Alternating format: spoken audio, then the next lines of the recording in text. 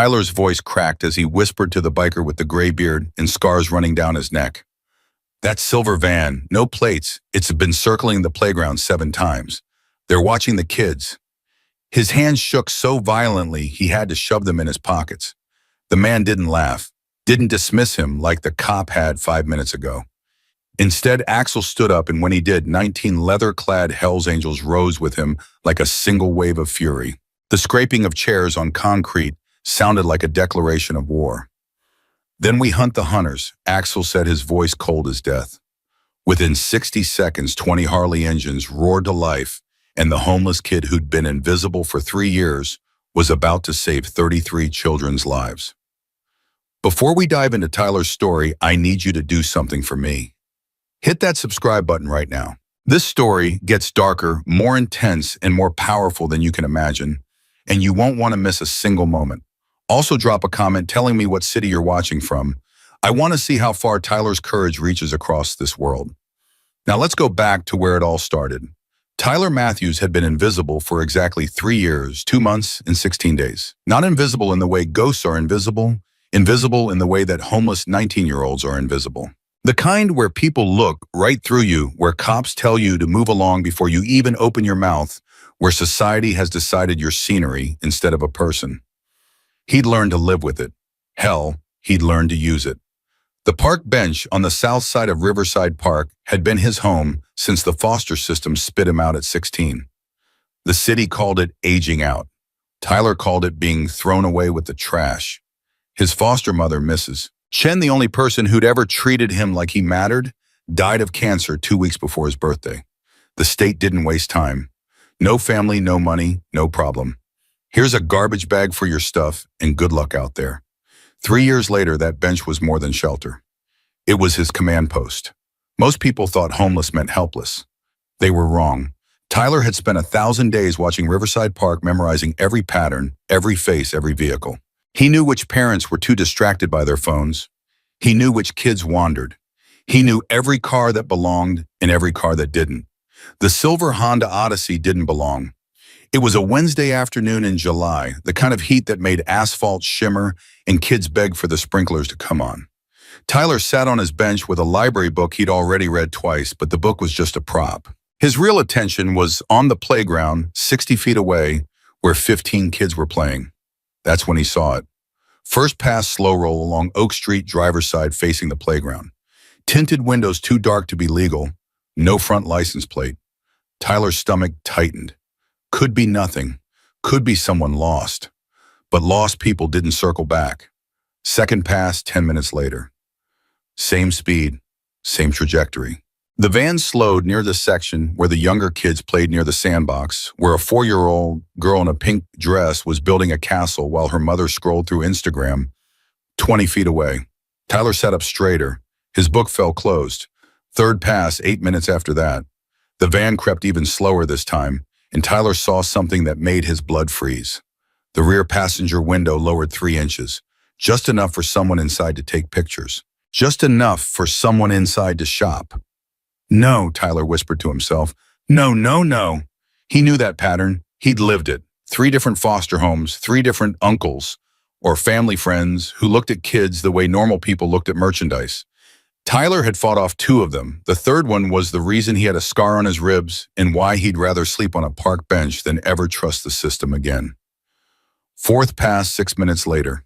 The van stopped at the corner for a full 30 seconds. The 4-year-old in pink had wandered closer to the street chasing a butterfly.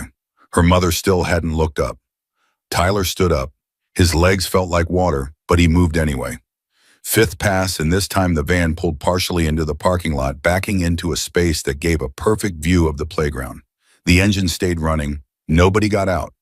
Tyler's heart was hammering so hard he could hear it in his ears. He looked around for help. There, a patrol car rolling down Oak Street, taking the same route it took every Wednesday afternoon like clockwork. Tyler stepped into the street, waving both arms. "Officer, officer, wait!" The cruiser slowed. The window came down halfway. Officer Bronson, Tyler knew his name because he'd been told to move along by him at least 30 times, looked at Tyler with the kind of tired irritation cops reserve for people they've categorized as problems. "Not today, Matthews. I don't have time for..." That van, Tyler pointed urgently. Silver Odyssey, no front plate, been circling the playground 5 times. Something's wrong, really wrong.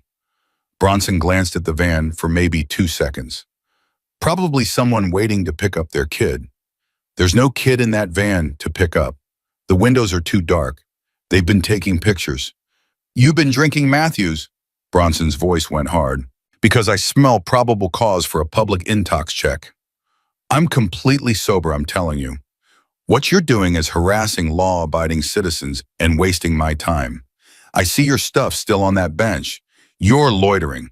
You've got 30 seconds to pack up and move to another district, or I'm calling it in. We clear. Tyler's jaw clenched. But the van, 25 seconds.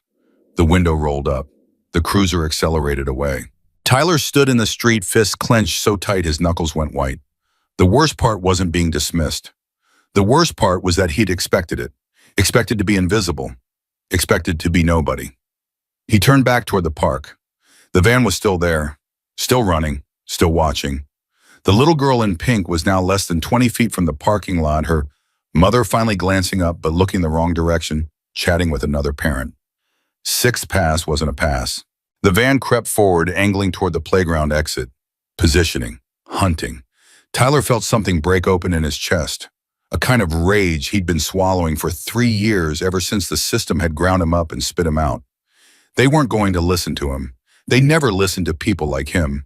He was furniture. He was scenery. He was a problem to be moved along, but screw that, screw all of it. He looked across Oak Street. Parked in a perfect gleaming row outside the Iron Horse Tavern were 20 Harley-Davidson motorcycles.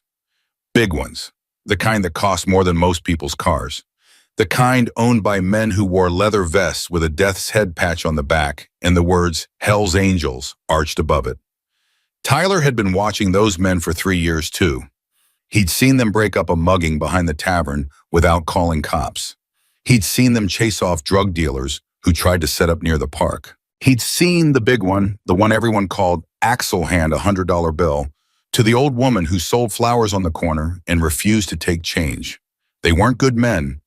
Tyler wasn't naive, but they were men who had a code, and that code included protecting their territory. Riverside Park was their territory. Tyler took 3 deep breaths. His legs felt like they were made of lead, but he moved anyway, crossing Oak Street toward the tavern.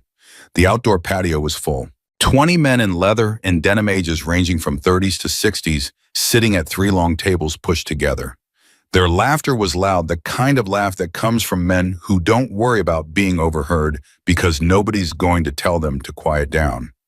As Tyler approached, the laughter stopped. One by one, conversations died. 20 pairs of eyes turned toward him, some curious, some hard, some simply calculating whether he was a threat. The man at the head of the table was Axel Morrison. Everyone in the neighborhood knew his name, even if they'd never spoken to him. He was in his early 50s, built like he'd been carved from granite, with brown hair going silver at the temples and a beard that was more gray than not. His eyes were the color of steel, and they had the kind of depth that came from seeing things most people never saw and surviving things most people didn't survive.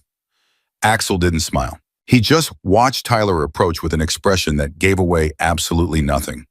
"You lost, son." Axel's voice was a low rumble, the kind of sound that carried without being loud. Tyler's mouth went dry. 20 bikers staring at him. This was either the smartest thing he had ever done or the thing that got him hospitalized. But in his peripheral vision, he could see the van. Still there, still running, still waiting. "No, sir." Tyler's voice came out steadier than he expected. "I'm not lost. I need help." One of the other bikers, a massive guy with a shaved head and a scar running through his eyebrows, snorted. "We look like a charity to you, kid." "No," Tyler said.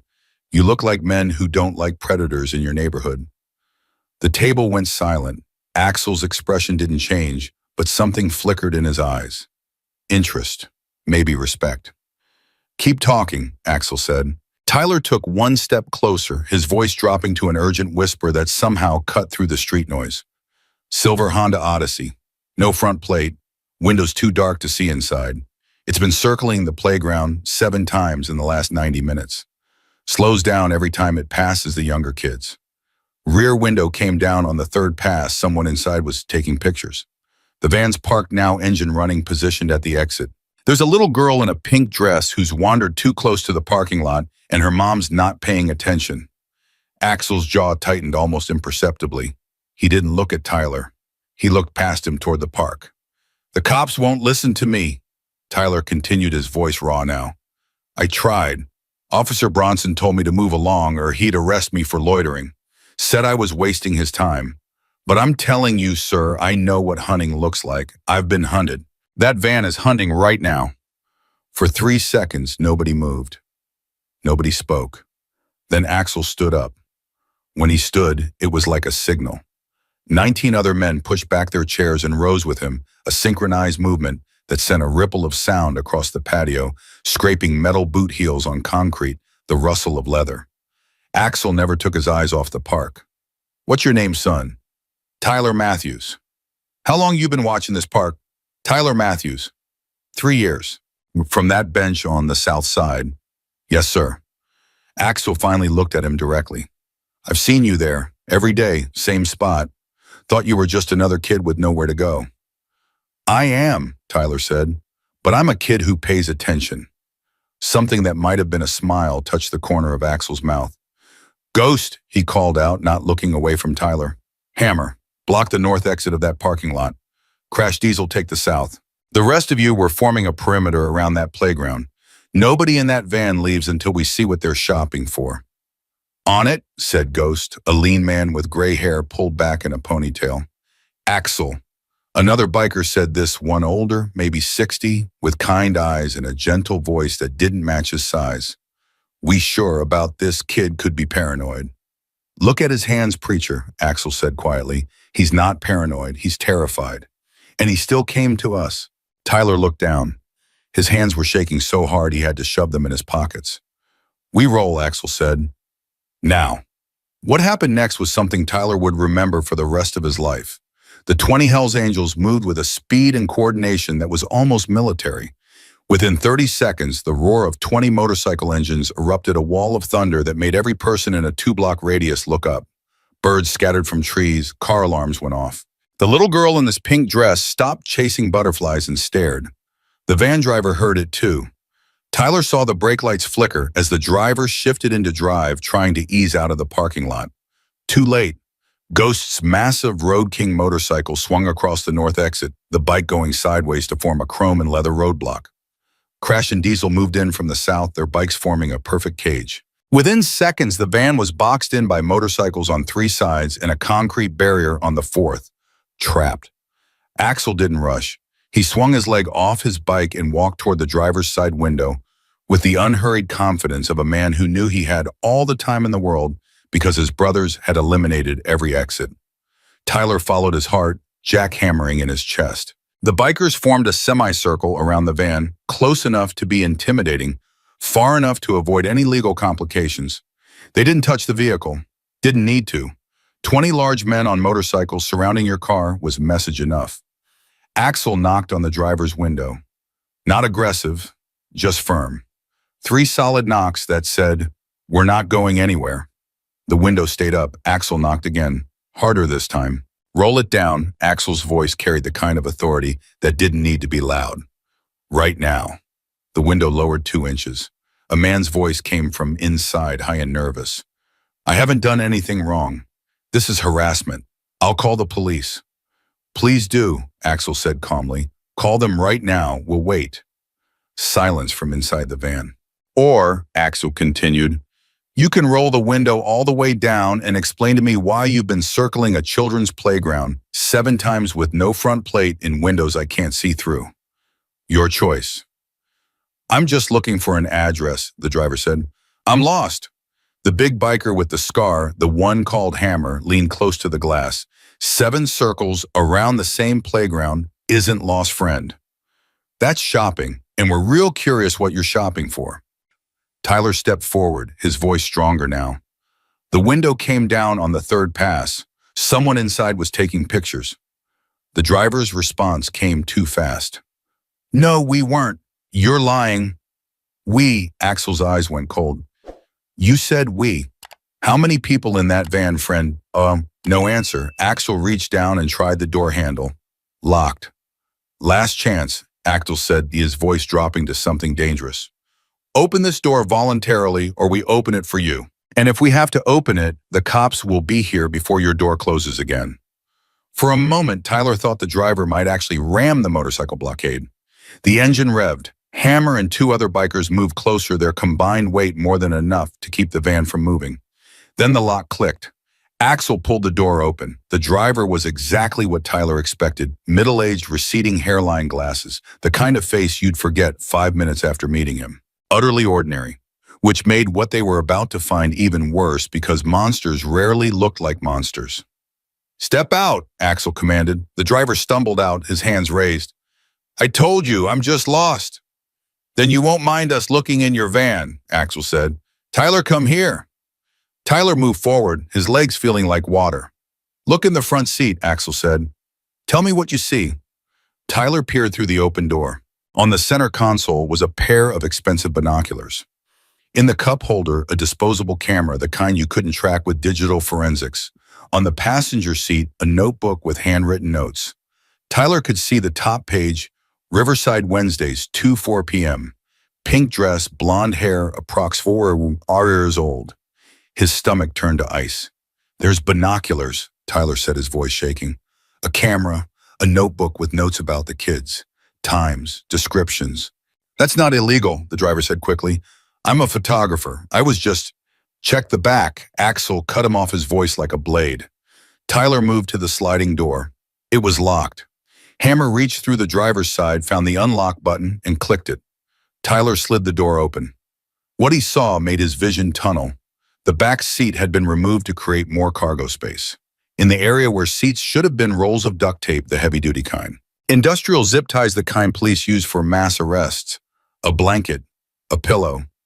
Children's toys still in their packaging, a stuffed unicorn, a Barbie doll, a superhero action figure. Candy, juice boxes, and in the far back, a false panel that wasn't quite closed all the way, revealing a hidden compartment. Oh, Jesus, Tyler whispered. Hammer looked over Tyler's shoulder. His face went white, then red with rage. Axel, you need to see this. Axel looked. His expression didn't change, but his hands curled into fists. I can explain, the driver started. Shut your mouth, Ghost said, his voice like gravel. Don't say another word. Axel pulled out his phone, calling Detective Chen directly. This goes above patrol. Wait, please. The driver tried to run. He made it 3 feet before Diesel stepped in front of him. The driver wasn't a small man, but Diesel was 6'4" and 300 pounds of solid muscle. The driver bounced off him like a tennis ball off a wall. Sit down, Diesel commanded, pointing at the curb. Put your hands where I can see them. If you move, I'm going to take it personally. The driver sat, his face pale and sweating. Tyler stared at the contents of the van, his whole body shaking now. That could have been some kid's last ride. That stuffed unicorn, that candy, those were the things predators used to lure children into cars. He'd seen it before. He'd almost fallen for it himself when he was 12 and naive. Tyler, Axel's voice was gentler now. Step back. You did your job. We've got this now. But Tyler couldn't stop staring. The false panel in the back, it's not closed all the way. Preacher, the older biker with kind eyes, moved to the back of the van and carefully pulled the panel open. Inside was a laptop, 3 burner phones, and a leather folder full of photographs. Preacher opened the folder, looked at the first photo, and immediately closed it again. His kind eyes had gone hard as flint. Axel, this is federal. What is it? Tyler asked. Nothing you need to see, son, Preacher said, firmly, his voice shaking slightly. Nothing anyone should ever have to see. Detective Sarah Chen arrived 12 minutes later, her unmarked sedan screeching into the parking lot with lights hidden in the grill flashing. She was in her mid-40s, Korean-American, and with black hair pulled tight in a bun and eyes that missed nothing. She took one look at the scene, 20 bikers forming a human fence around a van, a pale-faced man sitting on the curb with his hands visible, and Tyler standing off to the side looking like he might throw up, and understood immediately. Axel, she said, not as a greeting but as an acknowledgement. Detective Axel replied, we have a Code Viper situation. Chen's face went rigid. Code Viper was what cops called active predator cases involving children. She pulled on latex gloves, approached the van, and looked inside. Tyler watched her face go from professional neutral to barely controlled rage in 3 seconds. She walked to the driver. "You're under arrest for possession of materials consistent with child abduction, multiple counts of stalking minors, and whatever else I can make stick once I run these plates and check those phones. You have the right to remain vigilant. Use it." She cuffed him efficiently, then called for backup and a forensics team. While they waited, she walked over to Tyler. "You the one who spotted him?" Tyler nodded. "You try calling 911. I tried flagging down Officer Bronson. He told me to move along or he'd arrest me for loitering." Chen's jaw tightened. "Bronson, of course." She pulled out her notebook.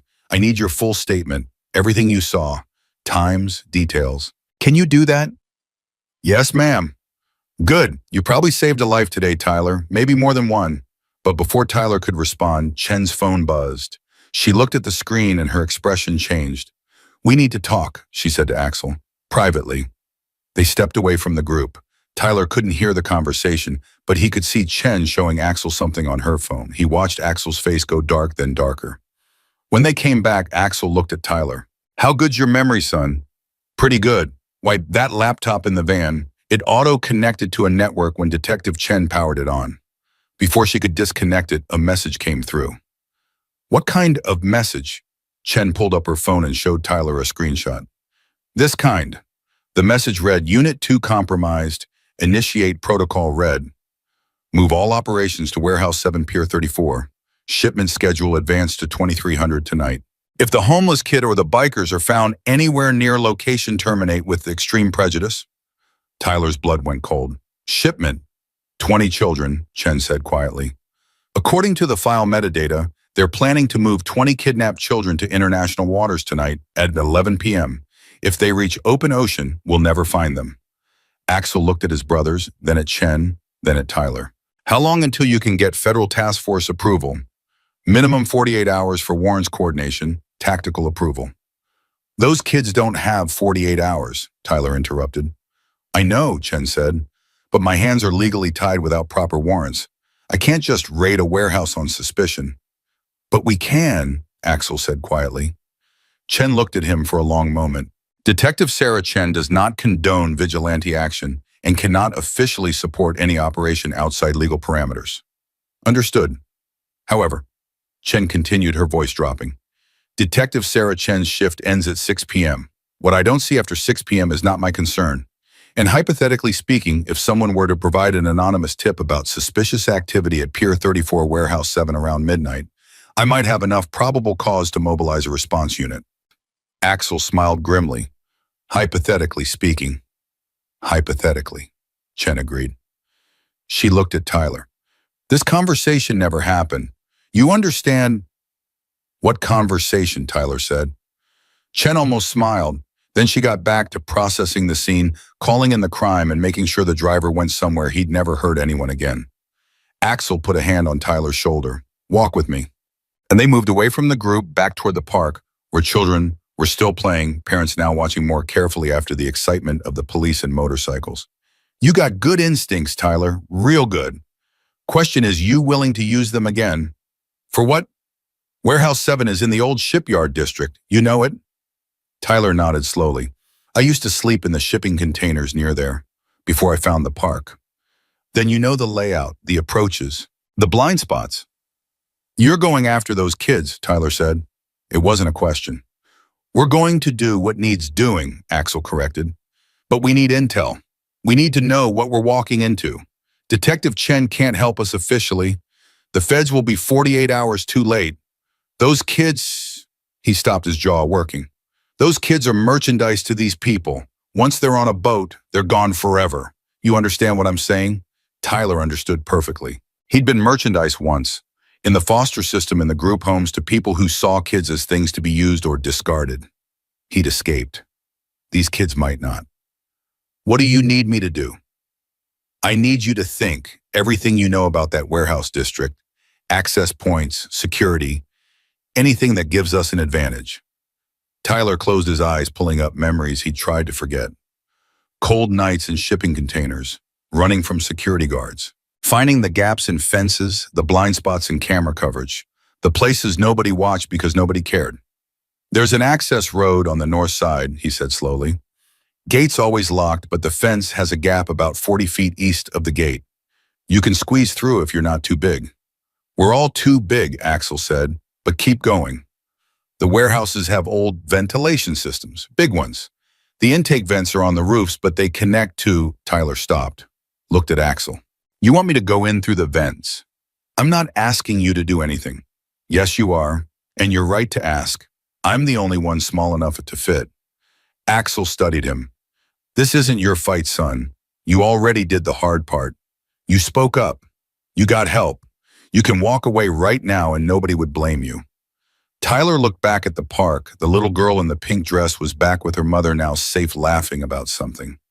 She'd never know how close she'd come. She'd never know that a homeless kid on a bench had been the only thing standing between her and a van full of duct tape and zip ties.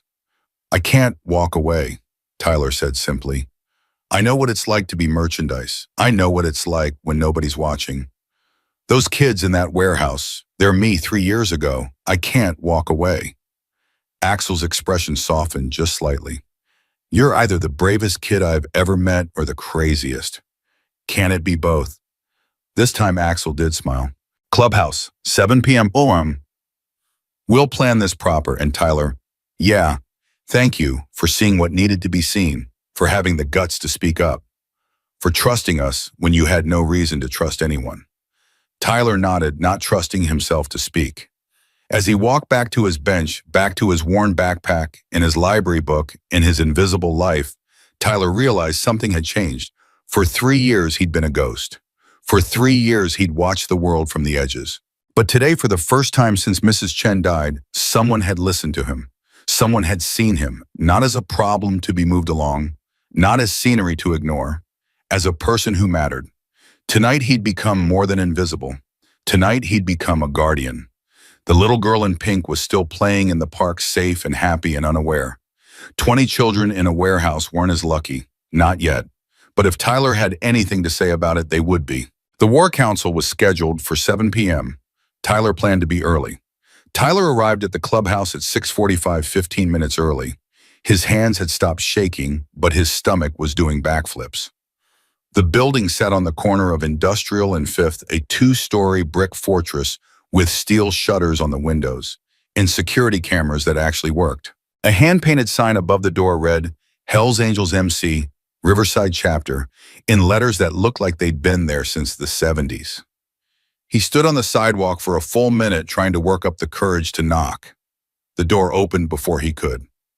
Preacher stood there, that gentle-eyed biker who'd found the laptop. You coming in, son, or you planning to put down roots out here? Sorry, Don't apologize. Takes guts to walk into a place like this. Come on. The inside surprised Tyler. He'd expected darkness, maybe some intimidating decor. Instead, the main room was bright, clean, and organized like a military operations center. Long tables, maps on the walls, a full kitchen in the back where someone was making coffee, pool table in the corner, photos everywhere, not of violence or crime, but of charity rides, toy drives, veterans events. Axel sat at the head of the main table with a laptop open and maps spread out. Ghost Hammer, Diesel, and Crash were already there. Big Mike, the massive sergeant at arms Tyler had seen earlier, stood by a whiteboard with a marker in his hand. Axel gestured to an empty chair. Sit. Tyler sat. 20 pairs of eyes had been intimidating. 6 pairs felt worse, somehow more focused. Coffee, Preacher asked. I don't drink coffee. You will after tonight, cream and sugar. Both, please. Preacher poured him a cup. The normalcy of it, sitting at a table with bikers drinking coffee like this, was a study group, felt surreal. Axel closed his laptop. Before we start, I need to know you're sure about this. What we're planning isn't legal. It's not safe. If anything goes wrong, you could end up arrested or worse. I'm giving you one more chance to walk away with no judgment. Tyler wrapped his hands around the warm mug. Those kids in the warehouse. They don't have a choice. I do. I'm not walking away. Hammer leaned back in his chair. Kid's got spine. I like him. Spine gets you killed in the wrong situation, Ghost said quietly. This ain't a video game, Tyler. People might shoot at us. People have shot at me before, Tyler said. The room went quiet. He hadn't meant to say that. It just came out. Axel's expression shifted. When, 2 years ago, I was sleeping in an abandoned building on 12th, drug dealers used it for storage. Didn't know I was there until I woke up during a deal gone bad. Caught a bullet in the shoulder running out. He pulled his shirt collar down. The scar was small but unmistakable.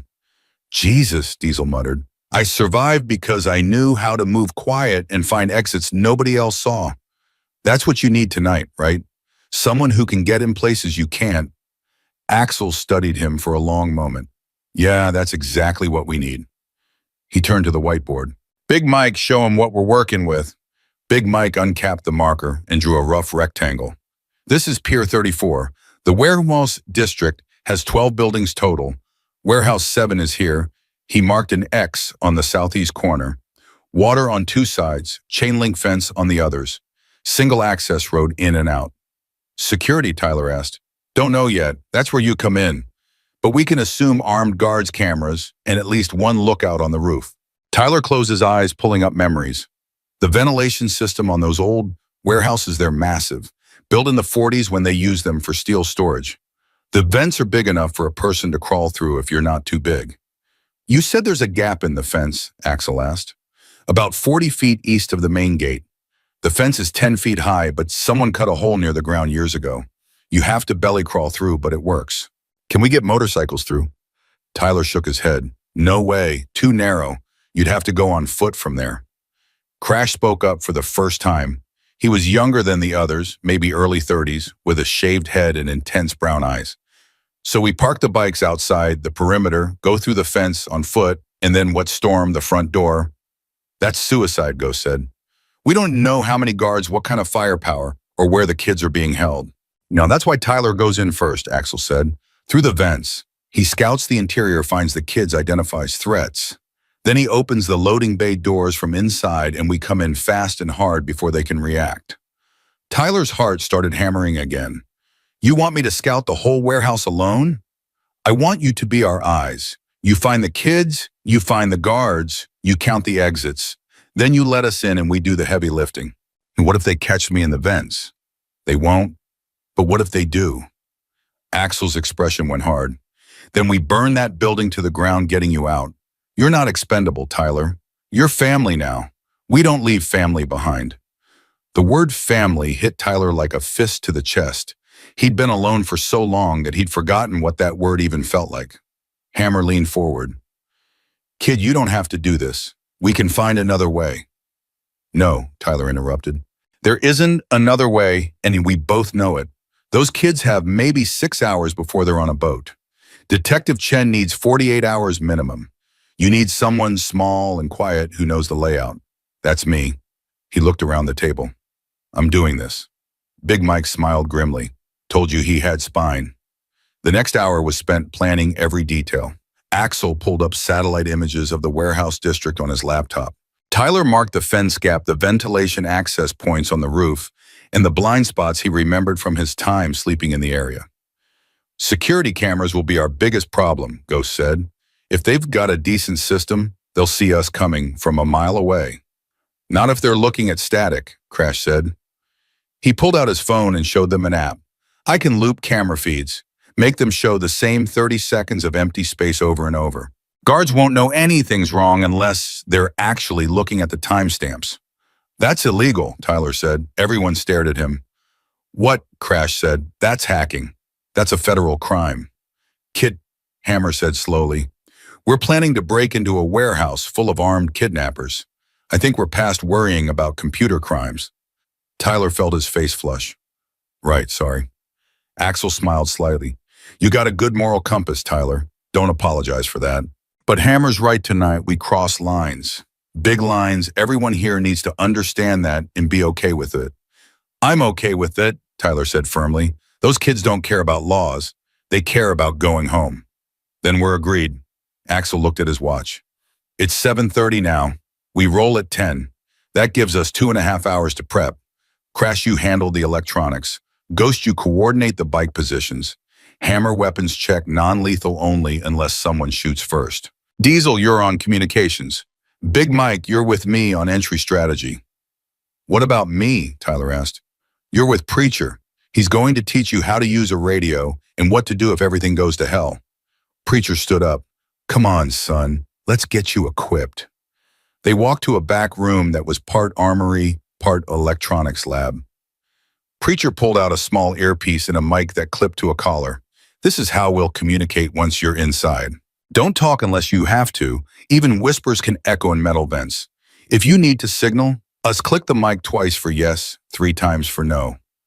Got it. Tyler nodded. If you're in danger and can't talk, click 4 times fast. That's the panic signal. We'll come running. Consequences be damned. Okay. Preacher handed him a small, tactical flashlight. Red lens. Doesn't ruin your night vision and harder to spot. Keep it on low unless you absolutely need bright light. What if I get lost in the vents? You won't. You've got good instincts. Trust them. Preacher paused. Tyler, I gotta ask, why are you really doing this? You don't owe us anything. You don't owe those kids anything. Tyler thought about the 4-year-old in the pink dress, thought about the van full of duct tape, thought about 3 years of being invisible while the world moved around him like he didn't exist. I was one of those kids once, he said quietly. Not kidnapped, but used. Foster homes where people saw me as a check from the state? Or worse, I got out, got away. But I spent 3 years thinking I was the only one who cared about kids like me. Today I found out I'm not alone. You guys, you saw me, you listened. You believed me when nobody else would. His voice cracked slightly. Those kids in that warehouse, they're waiting for someone to believe them too. To see them. To care enough to do something crazy and dangerous and probably illegal. I have to be that person because I know what it's like when nobody is. Preacher was quiet for a moment. Then he pulled Tyler into a brief hard hug. You're a good kid. Better than most of us deserve to know. They went back to the main room. The energy had changed. The bikers moved with purpose, now checking equipment, reviewing maps, radioing other members who'd be positioned around the perimeter as backup. Detective Chen arrived at 8:15, technically off duty and wearing civilian clothes. She pulled Axel aside. I can give you 20 minutes, she said quietly. After you call in the anonymous tip, it'll take dispatch 15 minutes to verify and route it to my unit. I'll drag my feet for another 5. But at 8:40, I have to respond. If you're still inside when I get there, I have to treat you as hostile. We'll be gone by then. You better be. She looked at Tyler. How's he holding up? Better than most soldiers I've known. Chen walked over to Tyler. You sure about this? Everyone keeps asking me that. Because we care if you die, kid. The bluntness of it made Tyler blink. I'm not going to die. You don't know that? None of us do. She handed him a small card. That's my direct cell number. If anything, and I mean anything, goes wrong, you call me. I don't care if it blows the operation. Your life matters more than the plan. Tyler tucked the card in his pocket. Thank you. At 9:45, they gathered for final instructions. 40 bikers now filled the clubhouse, the original 20-plus reinforcements from neighboring chapters. They were a mix of ages, races, backgrounds. The only thing they had in common was the patch on their backs and the determination in their eyes. Axel stood on a chair so everyone could see him. Listen up. Tonight we're doing something that would get us 20 years in federal prison if it goes wrong. We're also doing something that might save 20 kids from a fate worse than death. I won't lie to you, this is dangerous. We might get shot at, and we might get arrested. Some of us might not come home. The room was silent. But those kids in that warehouse don't have anyone else. The cops can't move fast enough. The feds need warrants. We're all they've got. So I'm asking no. I'm begging every man here to be smart, be careful, and be ready for anything. Non-lethal force unless someone shoots first. We're not murderers. We're not vigilantes. We're just fathers and uncles and brothers who won't stand by while kids get trafficked. He paused. Anyone want out, now's the time. No judgment. Nobody moved. Then let's ride. The sound of 40 motorcycles starting simultaneously was like thunder rolling through the neighborhood. Tyler rode behind Axel, his arms wrapped tight around the president's waist, his heart pounding so hard he thought it might burst through his ribs.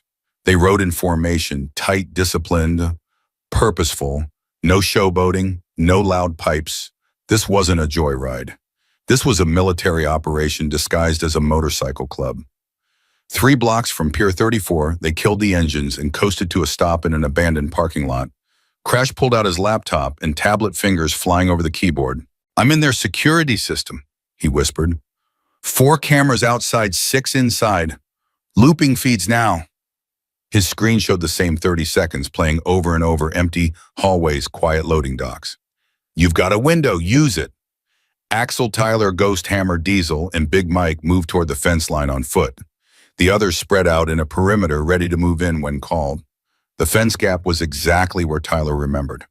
He went through, first belly crawling under the chain link. The metal scraped his back, tore his shirt, but he made it through. One by one, the bikers followed. The warehouse loomed ahead, dark except for a few lights on the loading dock. Tyler could see one guard there, smoking a cigarette rifle slung over his shoulder. "One guard visible," Tyler whispered into his mic. "Southwest corner, loading dock." "Copy," Axel replied. "Where's the roof access?" Tyler pointed to a rusted fire escape on the north side. "Oh, Arcerito. There. Should be unlocked. Nobody maintains these buildings." They moved like shadows, staying low, using shipping containers and old equipment for cover. The guard on the loading dock never looked their way. Tyler reached the fire escape first. The ladder was old, some rungs missing, but it held his weight. He climbed slowly, testing each step. At the top, the roof stretched out flat and empty except for the massive ventilation units. Axel climbed up behind him. "Which one?" Tyler examined the 3 large vents. "Middle one, it's the main intake. Connects to the whole system." Hammer used a crowbar to pry open the vent cover. It came off with a metallic screech that made everyone freeze. They waited. 30 seconds. A minute. No alarm. No shouts. No response. Tyler looked down into the vent. It was dark, narrow, and descended at a steep angle. His stomach flipped. "You got this," Axel said quietly. "We'll be right here. You're not alone." Tyler clipped the radio mic to his collar, tucked the flashlight in his pocket, and lowered himself into the vent. The metal was cold against his skin. The space was barely wide enough for his shoulders. He had to army crawl, pulling himself forward, with his elbows pushing with his toes. The vent angled down sharply, and for a terrifying moment he thought he might slide out of control and crash through a vent grate into the warehouse below. He braced his hands and feet against the sides, controlling his descent. The air smelled like rust and something worse: fear, sweat, despair. After 20 feet, the vent leveled out. Tyler could hear voices now echoing up through the metal. "Truck's late, boss is pissed."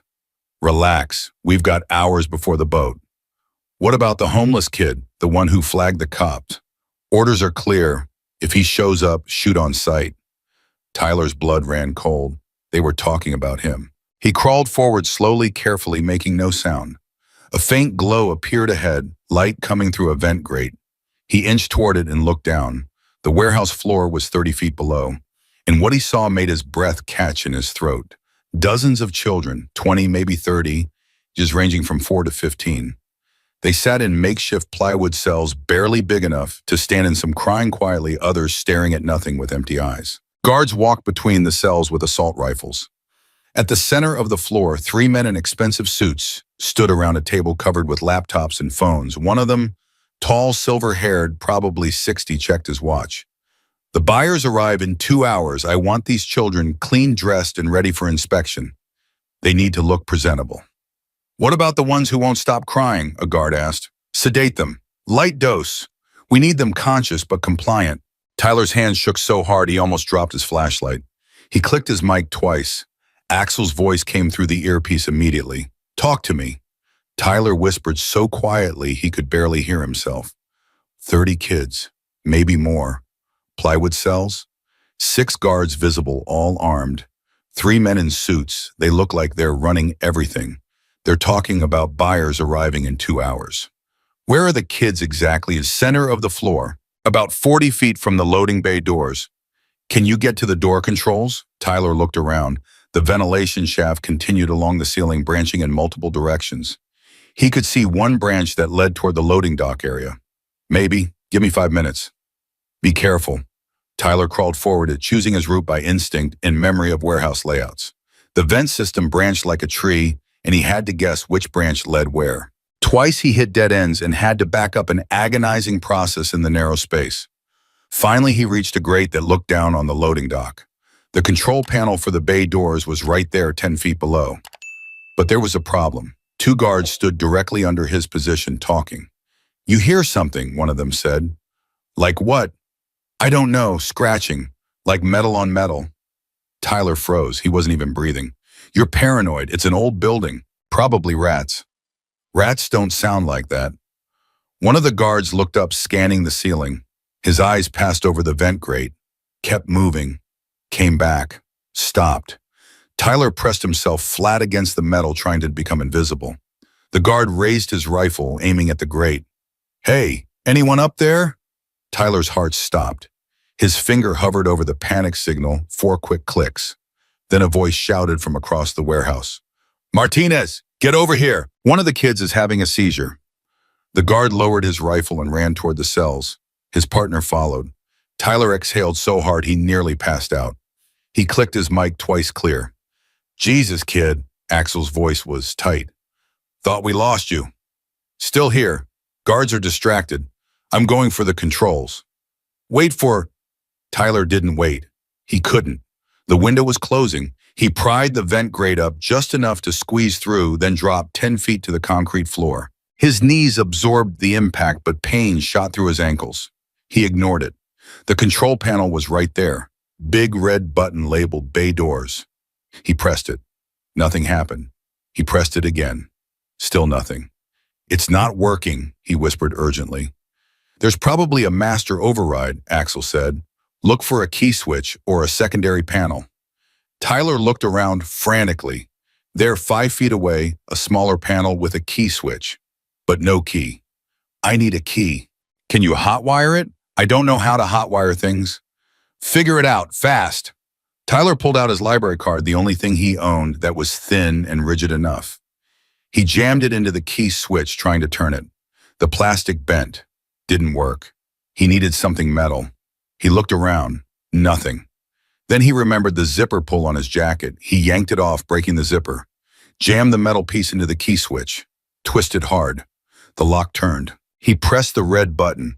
With a hydraulic hiss, the massive steel bay doors began to slide open. Alarms erupted. Red lights flashed. Shouting filled the warehouse. "Go! Go! Go!" Axel shouted. 40 Hell's Angels poured through the opening like an avalanche of leather and fury. They came on foot, moving with military precision, and they hit the traffickers like a tsunami.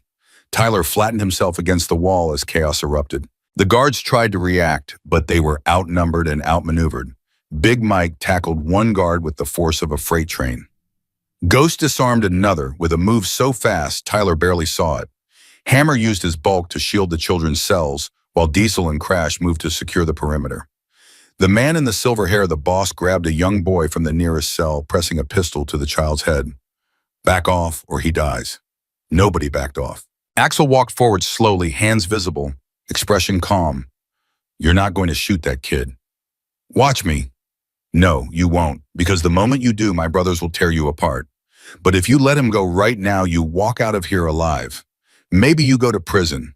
Maybe you make a deal. But you stay alive." The boss's hand shook. The boy was crying, terrified. "What's it going to be?" Axel asked.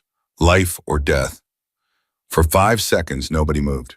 Then the boss shoved the boy away and ran. He made it 10 feet before Tyler stuck out his leg and tripped him. The boss went down hard, his gun skittering across the concrete. Preacher was on him in seconds, zip-tying his hands. Within 3 minutes, it was over. Every guard was subdued, every trafficker was restrained, and 33 children were free. Tyler stood against the wall, shaking uncontrollably, staring at what they'd done. They'd actually done it. Sirens wailed in the distance. Detective Chen would be arriving any second with a full tactical unit. Axel walked over to Tyler. "Time to go." "The kids. We'll be fine. Chen's got them now. But we can't be here when she arrives. Come on."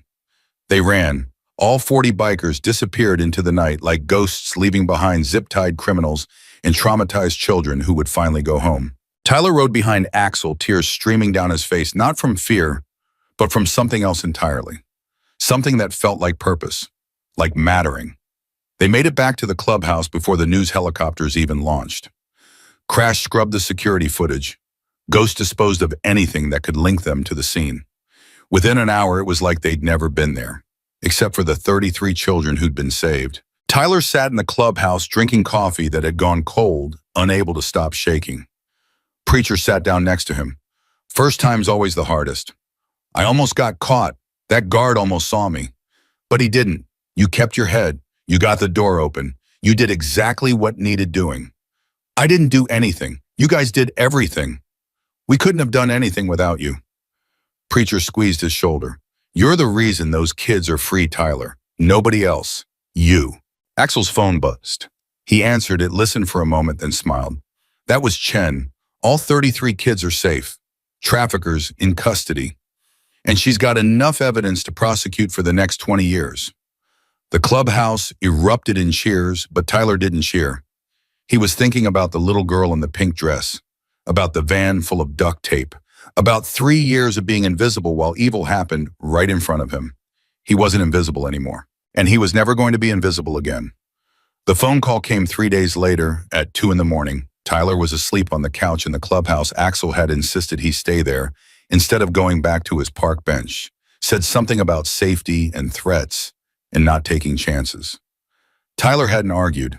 The couch was more comfortable than concrete anyway.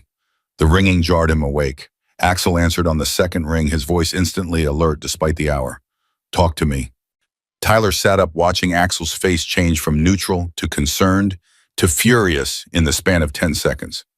When how many are they sure it's connected? A pause. We're on our way. Axel hung up and looked at Tyler. Get dressed. We've got a problem. What kind of problem? The kind that wants you dead. 20 minutes later, Tyler stood in Detective Chen's office at the police station. She looked like she hadn't slept in 3 days. Her desk was buried under case files, evidence photos, and empty coffee cups. Sit down, she said. It wasn't a request. Tyler sat. Axel stood behind him, arms crossed, radiating barely controlled anger. Chen pulled out a file folder and opened it. Inside were photos, surveillance stills from gas stations, traffic cameras, and ATMs. All of them showed the same thing, a black Mercedes sedan with tinted windows. This vehicle has been spotted near the clubhouse 4 times in the last 48 hours, twice near Riverside Park, once outside the library, and once parked across from the diner where you eat lunch. Tyler's stomach dropped. They're following me. Not just following, hunting. Chen pulled out another photo. This one showed a man in the driver's seat, 40-something, military haircut, cold eyes. Recognize him? No. His name is Marcus Vance, former Special Forces. Dishonorable discharge for excessive violence. Current occupation, professional enforcer. He works for people who pay top dollar to make problems disappear. She looked at Tyler. You're the problem they want disappeared. The traffickers we arrested, they hired him. Not the ones you arrested, the ones you haven't arrested yet. Chen pulled out a chart showing connections between names, companies, and bank accounts.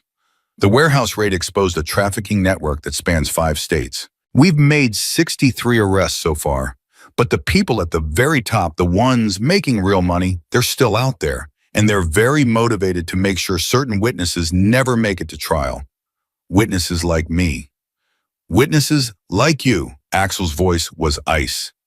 So what's the plan? Witness protection, safe house. That's what I recommended. Federal marshals could have Tyler relocated within 24 hours. New identity, new city, new life. No, Tyler said immediately. Tyler. I said, no, I'm not running. I'm not hiding. Those kids are counting on me to testify. If I disappear, their cases fall apart. Chen rubbed her temples. If you're dead, their cases fall apart too. Then don't let me die. It's not that simple. Yes, it is. Tyler stood up, his hands clenched. For 3 years, I was invisible because the system decided I didn't matter. Now that same system wants to make me invisible again by shipping me off to some random city where nobody knows me and I don't know anyone. I'm not doing it. I'm staying. I'm testifying. And if these people want to come after me, let them try. The room went silent. Chen looked at Axel. Talk some sense into him. Kid's got a point, Axel said. Running never solved anything. Besides, the feds can't protect him better than we can. That's not how this works. That's exactly how this works. You put Tyler in witness protection, you isolate him, make him vulnerable, Keep him with us. He's got 40 armed brothers watching his back, 24/7. Which sounds safer to you? Chen stared at them both. You're asking me to sign off on a 19-year-old homeless kid being used as bait in a gang war. I'm not bait, Tyler said. I'm a witness who refuses to run. There's a difference. Is there? Yeah. Bait sits around waiting to get caught. I'm going to keep living my life testifying when scheduled and making sure these people know I'm not afraid of them. Chen closed the file. Fulton, you should be afraid of them. Marcus Vance has 17 confirmed kills. The people who hired him have unlimited resources and zero conscience. You're not a soldier, Tyler. You're a kid. I'm the kid who crawled through air vents to save 33 children. I'm the kid who outsmarted a trafficking ring that operated for years without getting caught. I'm the kid who kept his head when guards with assault rifles were 10 feet away. Tyler's voice didn't waver. I'm not just a kid. I'm a survivor, and I'm done running from people who think I don't matter. Chen looked at him for a long moment. Then she sighed. Against my better judgment, I'm going to allow this. But there are conditions. You don't go anywhere alone, ever. You don't follow predictable patterns. You vary your routes, your timing, everything, and you wear this. She pulled out a small device that looked like a watch, GPS tracker. If you're in trouble, you press this button and every cop in a 5-mile radius responds. Non-negotiable. Tyler took the watch and put it on. Deal.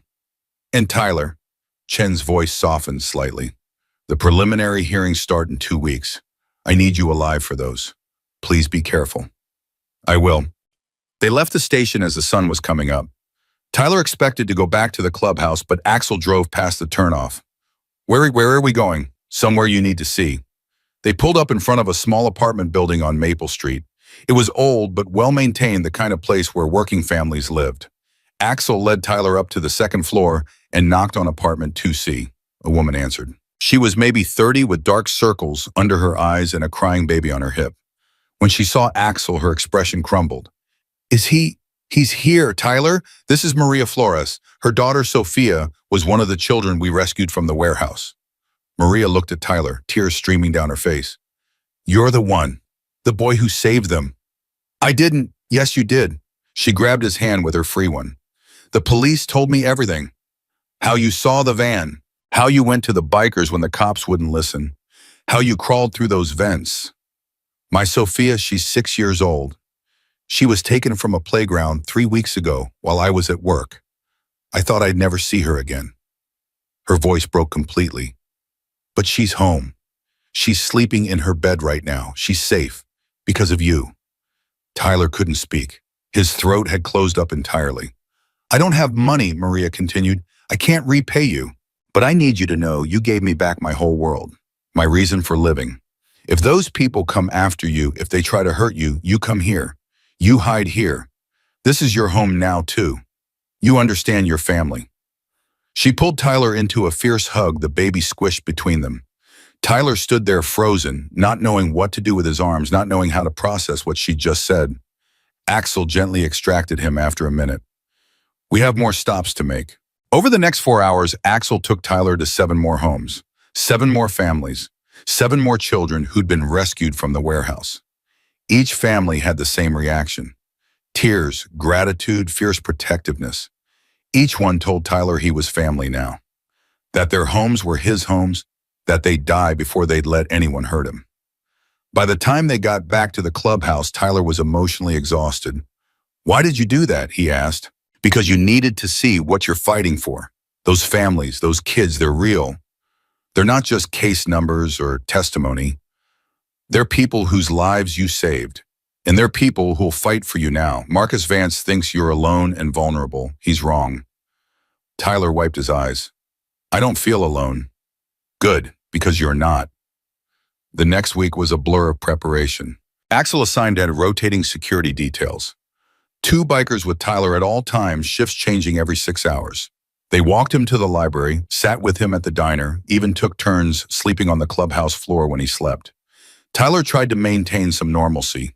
He still sat on his park bench during the day, though now Ghost or Hammer or Diesel always sat nearby. He still read his library books, though his mind kept wandering to the upcoming hearings. And the black Mercedes kept appearing. Never close enough to be threatening. Never long enough to engage. Just there. Watching. Waiting. On day 8, Tyler was at the library when Crash came running in, his face pale. "We've got a problem. Big one." They rushed back to the clubhouse where Axel had a laptop open. On the screen was a news article from that morning. Key witness in trafficking case questioned about criminal connections. Tyler read the article and felt his world tilt. It was about him. It detailed his association with the Hells Angels. It questioned his credibility. It suggested he might have fabricated evidence to help his criminal friends. It painted him not as a hero, but as an unreliable witness with questionable motivations. "Who wrote this?" Tyler asked, his voice shaking. "Doesn't matter who wrote it," Axel said grimly. "What matters is who paid for it. This is a smear campaign. They're trying to destroy your credibility before you ever take the stand." "Can they do that?" "They just did." Chen called 5 minutes later. "You've seen the article?" "Yeah." "The defense attorneys are going to use it. They're going to paint you as a troubled youth manipulated by a motorcycle gang. They'll say you have an axe to grind with authority figures, that your testimony is biased and unreliable." "But it's all true. Everything I saw, everything I said." "I know. But truth and what a jury believes aren't always the same thing. We need to prepare you for cross-examination. It's going to be brutal." The preparation was brutal. Chen and 2 prosecutors spent 3 days grilling Tyler, asking every horrible question the defense might ask. They questioned his motives, his background, his relationship with the Hells Angels, his mental health, his drug use even though he'd never used drugs. They twisted every word, every statement, every memory. By day 3, Tyler was ready to quit. "I can't do this," he said, dropping his head into his hands. "They're going to shred me on that stand." "Yes," Chen said bluntly. "They are. That's their job. Your job is to hold together long enough to tell the truth. Can you do that?" Tyler thought about Sofia Flores sleeping safely in her bed, about the 33 children who'd gone home, about the families who'd called him family. "Yeah, I can do that." The preliminary hearing was scheduled for Friday at 9 a.m. Tyler wore clothes Big Mike had bought for him: khakis, a button-down shirt, shoes that weren't held together with duct tape. He looked like a completely different person. "You clean up good, kid," Hammer said. "I feel like I'm wearing a costume." "You are. You're playing the part of credible witness. Just for a few hours." The courthouse was chaos, news cameras everywhere, reporters shouting questions. Tyler kept his head down, flanked by Axel and Ghost, and made it inside without incident. The courtroom was packed. Tyler sat in the witness waiting area, his leg bouncing uncontrollably. Chen sat beside him. "Remember what we practiced. Answer only what's asked. Don't elaborate. Don't get defensive. And if you need a break, ask for one.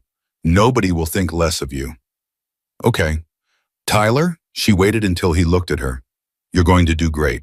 And they called him to the stand at 10:15. Tyler walked through the courtroom, feeling every eye on him. The defendants sat at the defense table, 3 of them, all in suits, all looking at him with expressions ranging from boredom to contempt. Tyler was sworn in, sat down, looked at the prosecutor, a woman named Janet Reeves who'd prepped him yesterday. "Please state your name for the record." "Tyler Matthews." "And how old are you, Tyler?" 19. "Can you tell the court where you were on July 17th of this year?" Tyler took a breath. "I was at Riverside Park. It's where I live. I was sitting on my usual bench when I noticed a silver van circling the playground." He told the story, all of it. The van, the ignored plea to Officer Bronson, the decision to approach the Hells Angels, what they found in the van, the laptop message, the warehouse raid. He spoke for 20 minutes. The courtroom was silent except for his voice. When he finished, Reeves smiled at him. "Thank you, Tyler. No further questions." Then the defense attorney stood up. His name was Richard Caldwell, and he looked like he'd been born in a 3-piece suit.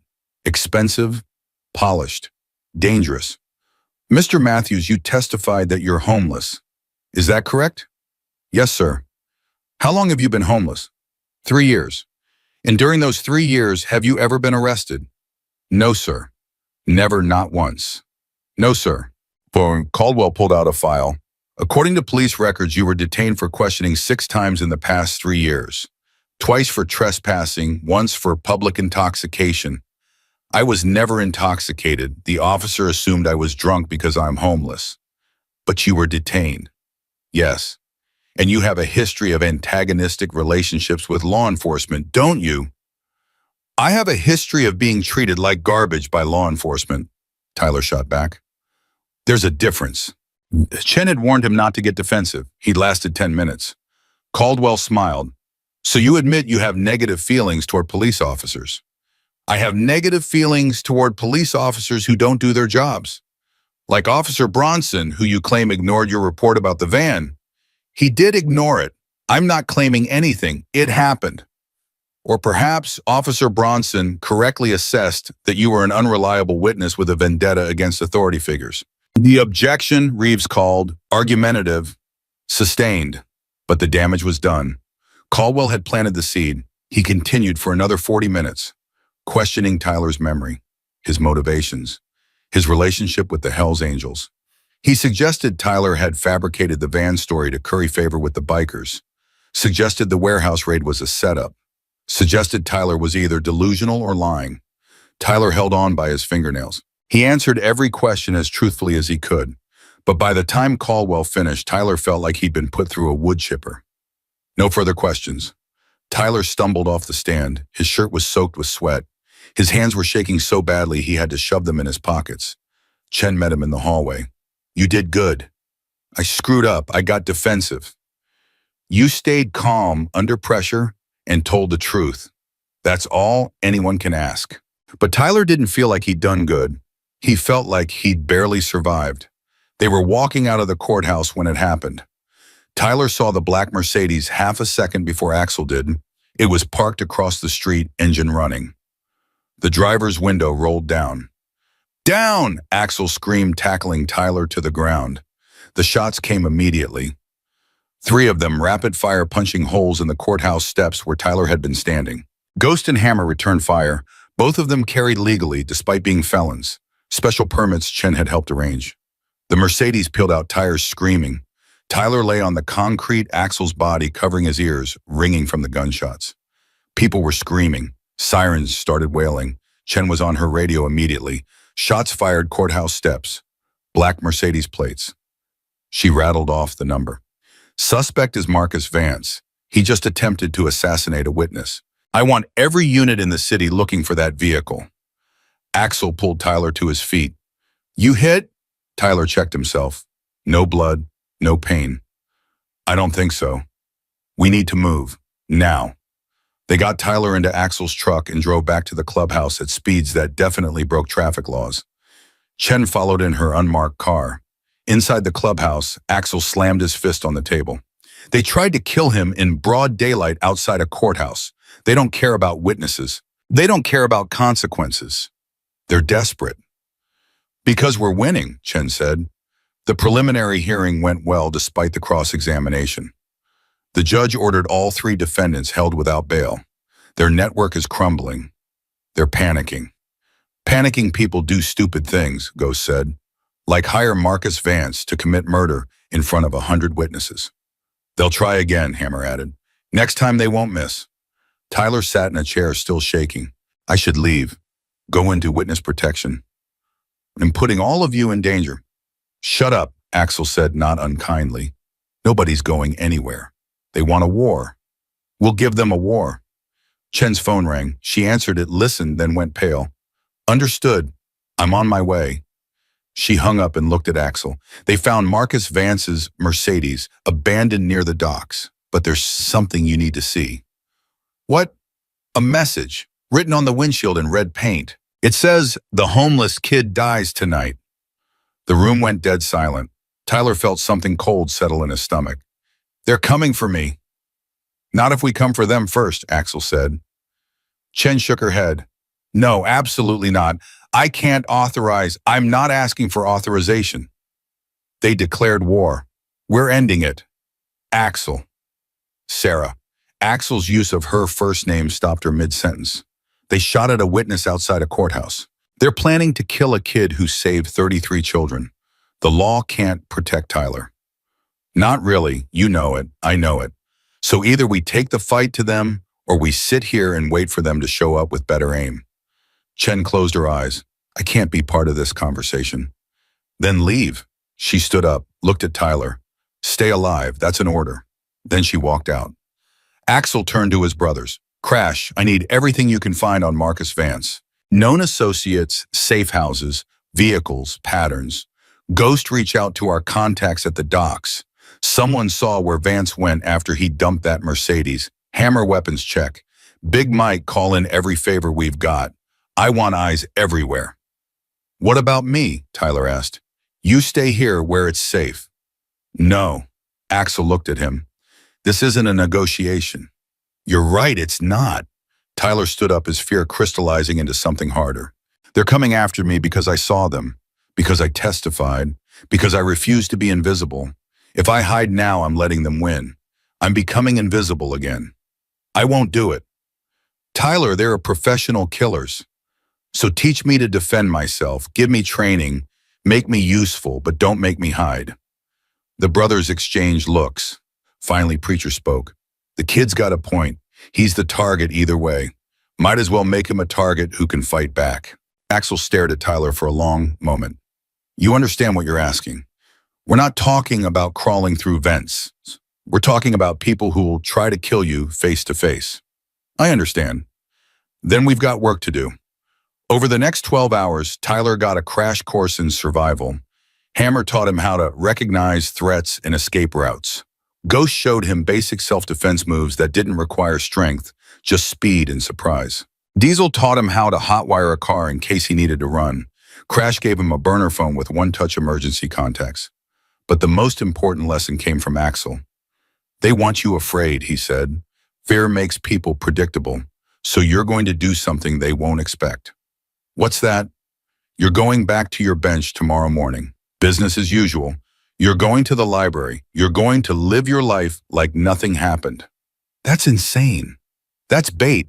But this time you're bait with 40 armed guards hiding in plain sight. They'll come for you because they think you're vulnerable, and we'll be waiting. Tyler's mouth went dry. You want me to be a target. I want you to be a survivor who refuses to hide. There's a difference. Is there? Axel smiled grimly. You tell me. You're the one who kept living on that park bench even when the world told you to disappear. You're the one who spoke up when everyone else stayed silent. You've been a target your whole life, Tyler. The only difference now is that you've got people watching your back. Tyler thought about that. About 3 years of being invisible. About the moment he walked across the street to a table full of bikers because he knew they'd listen when nobody else would. Okay, he said. I'll do it. You sure? No, but I'm doing it anyway. Axel clapped him on the shoulder. That's what courage is, kid. Doing it anyway.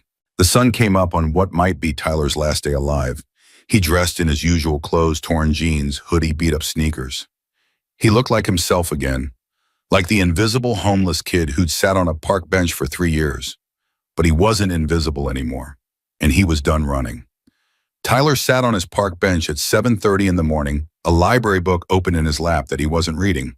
His hands wanted to shake, but he forced them still. 20 feet to his left, an old man fed pigeons. That was Ghost in a gray wig and thrift store jacket. 40 feet to his right, a jogger stretched against a tree. That was Hammer in athletic gear that looked ridiculous on his massive frame.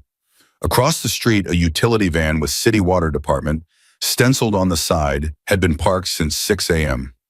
Big Mike and Diesel sat inside with thermal imaging equipment and enough firepower to start a small war. Tyler turned a page he hadn't read, breathed, waited. His phone buzzed. A text from Axel.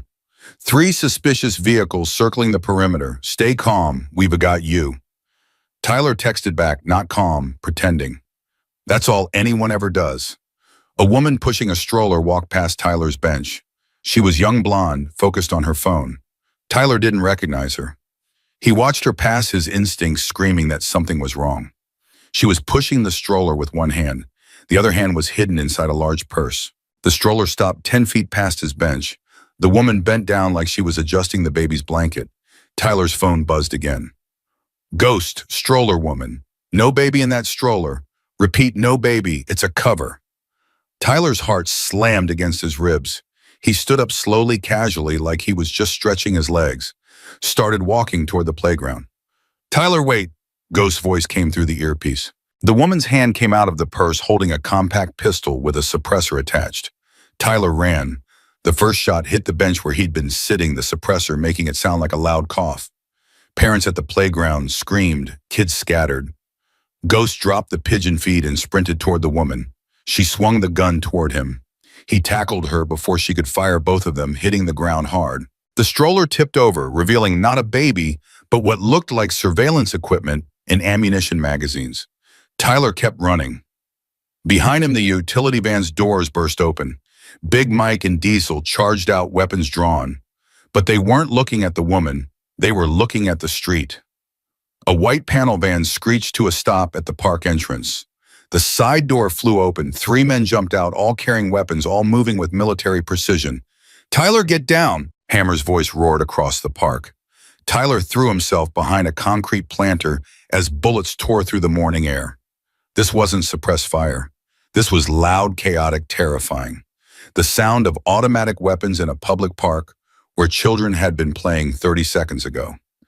Ghost was wrestling the woman, trying to get the gun away from her. She was trained good enough to hold him off despite his size advantage. Then Hammer arrived, yanked her off Ghost with one hand, and slammed her face first into the ground. The gun skittered away. The 3 men from the van were advancing toward Tyler's eye position, firing in controlled bursts. Big Mike and Diesel returned fire from behind the utility van. The sound was deafening. Tyler stayed behind the planter, his whole body shaking. This was nothing like the warehouse. This was daylight. This was public. This was real combat, and he was the reason for it. His phone buzzed. "Axel, north exit, now, black motorcycle, go." Tyler looked. 50 feet away, past the line of fire, a black Harley sat running. Axel stood beside it, waving him over. Tyler had to cross open ground to get there. Exposed. Vulnerable. He took 3 deep breaths and ran. Bullets hit the ground around him, kicking up dirt and concrete chips. He didn't think. Didn't look back. Just ran harder than he'd ever run in his life. He reached the motorcycle. Axel grabbed him, pulled him onto the bike behind him, and accelerated before Tyler even had his arms around his waist. They shot out of the park at dangerous speed. Behind them, sirens wailed. The gunfire continued for another 10 seconds, then stopped abruptly. Axel drove like a man possessed, weaving through morning traffic, running red lights, taking corners so sharp Tyler thought they'd wipe out. They covered 2 miles in less than 3 minutes. Finally, Axel pulled into an underground parking garage, killed the engine, and turned to look at Tyler. "You hit," Tyler checked himself. "No, I don't think so." "Check again." Adrenaline masks pain. Tyler looked more carefully. His jacket had a hole in the sleeve, but his arm was fine. Just a graze. "I'm okay." "You're not okay. You're shaking like a leaf and you look like you're going to throw up." "I might throw up. That's allowed." Tyler stumbled off the bike and bent over, the hands on his knees, trying to breathe. "They tried to kill me in front of everyone. Kids were there. Families. I know. Someone could have died because of me. No one died because of you. Someone could have died because of them. Big difference." Axel put a hand on Tyler's shoulder. "Breathe. In through your nose, out through your mouth. You're okay. You survived." Tyler focused on breathing. Slowly, the shaking subsided. The nausea passed. His phone rang. Detective Chen. "Are you alive?" she asked without preamble. "Yeah." "Thank God we've got the woman in custody. 2 of the 3 shooters are down, non-lethal shots. They'll survive. The 3rd one got away. We're searching now." "Who were they?" "Professionals. Former military, just like Vance. Someone's paying top dollar to take you out." She paused. "Tyler, this is escalating beyond anything I can control. You need to go into protective custody. Today, now." "I can't." "Yes, you can. The trial date just got moved up. Judge wants this wrapped before anyone else gets hurt. You testify in 4 days. That's 96 hours. I need you alive for 96 hours. Please, let me put you somewhere safe." Tyler looked at Axel. Axel's expression said it was Tyler's choice. "Okay," Tyler said finally, "but not alone. Axel stays with me." "That's not protocol. That's my condition. Axel stays or I don't go." Chen was silent for a moment. "I'll make it work. Meet me at the Federal Building in 30 minutes. Use the underground entrance. And Tyler, don't trust anyone, not even cops in uniform. We don't know how deep this corruption goes. They hung up. Tyler and Axel got back on the bike and headed downtown. The underground entrance to the federal building was a service tunnel normally used for deliveries. 2 U.S. Marshals met them there, both stone-faced, both heavily armed. They escorted Tyler and Axel through security checkpoints and metal detectors before leading them to a windowless conference room on the 3rd floor. Chen was already there with 3 federal agents Tyler didn't recognize. On the table was a laptop displaying what looked like architectural blueprints. "Sit," Chen said. Tyler and Axel sat. "We've identified the person funding to hit on you," one of the agents said. He was mid-50s, gray hair expression, like he'd seen everything twice. His name is Jonathan Carlyle, venture capitalist. Net worth approximately $3 billion. He's one of the silent partners in the trafficking network, been using his business connections to move children across international borders under the guise of charitable work. Chen pulled up a photo. Carlyle looked like every rich guy Tyler had ever seen on TV. Expensive suit, perfect hair, smile that didn't reach his eyes. "Why haven't you arrested him?" Axel asked. "We did, 3 hours ago. He made bail in 45 minutes. How? Because he has a team of lawyers who know every loophole in the system and enough money to exploit all of them." The agent's jaw tightened. "But here's the thing, Carlyle isn't just funding hits. He's planning something bigger. We intercepted encrypted communications between him and Marcus Vance. They're not just trying to kill Tyler. They're planning to destroy all the evidence and eliminate every witness." Tyler's blood went cold. "The other kids, the ones from the warehouse, are being moved into protective custody as we speak. All 33 of them. But that's a lot of targets to protect. And Carlyle has unlimited resources." The agent looked directly at Tyler. "He sees you as the linchpin. If he takes you out, the prosecution's case weakens significantly. Other witnesses might recant out of fear. Families might refuse to cooperate. The whole thing could collapse." "So what's the plan?" Axel asked. "We keep Tyler in a secure location until trial. No visitors, no communication with the outside world. Complete lockdown. For 4 days," Tyler's voice rose. "I'm supposed to sit in a room for 96 hours while everyone else is in danger because of me." "Yes, that's exactly what you're supposed to do." "What about Carlyle? What about Vance? Are you going after them or just hiding me?" The agent's expression flickered. "We're doing everything we can." "That's not an answer." Chen stepped in. "Tyler, I know this is frustrating, but right now keeping you alive is the priority. Once you testify, once Carlyle and the others are convicted, the threat diminishes. But we have to get you to that courtroom first." Tyler wanted to argue, wanted to fight, but he was so tired. Tired of running, tired of being afraid, tired of feeling like a burden that everyone else had to protect. "Okay," he said quietly. "Where am I going?" The safe house was an apartment in a building downtown, heavily modified for security. Reinforced door, bullet-resistant windows, 2 marshals stationed outside at all times, a 3rd inside rotating shifts. Tyler and Axel were shown to the main room. It had a couch, a TV, and no personality whatsoever. The kind of place designed to keep people alive but not comfortable. "We'll bring you meals," the marshal said. "No outside food, no deliveries. You want something, you ask us, and we'll get it if possible. TV is okay, but no internet. Phones are confiscated. We'll give them back after trial." "What if there's an emergency?" Tyler asked. "There's a panic button in every room. Press it, and we'll have a dozen agents here in under 2 minutes." The marshal left. The reinforced door locked behind him with a heavy thunk that sounded very final. Tyler sat on the couch. Axel stood by the window looking out through the bullet-resistant glass at the city below. 4 days, Tyler said. Could be worse. Could be 4 years. How do you do this? Stay calm when everything's falling apart. Axel turned to face him. Who says I'm calm? I'm terrified. Have been since the moment you crawled into that van alone. But fear and action aren't opposites. You can be afraid and still do what needs doing. I'm so tired of being afraid. Fear keeps you alive. The day you stop being afraid is the day you get careless. Axel sat down on the opposite end of the couch. Want to know a secret? Sure.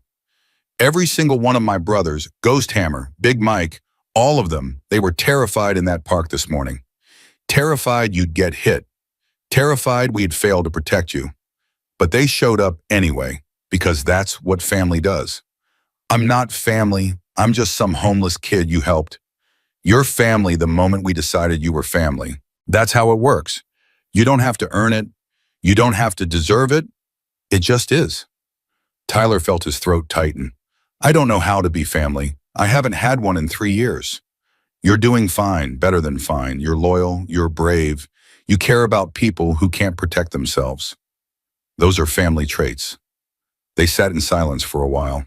The TV played quietly in the background some morning show talking about celebrity gossip that seemed absurd given everything else happening.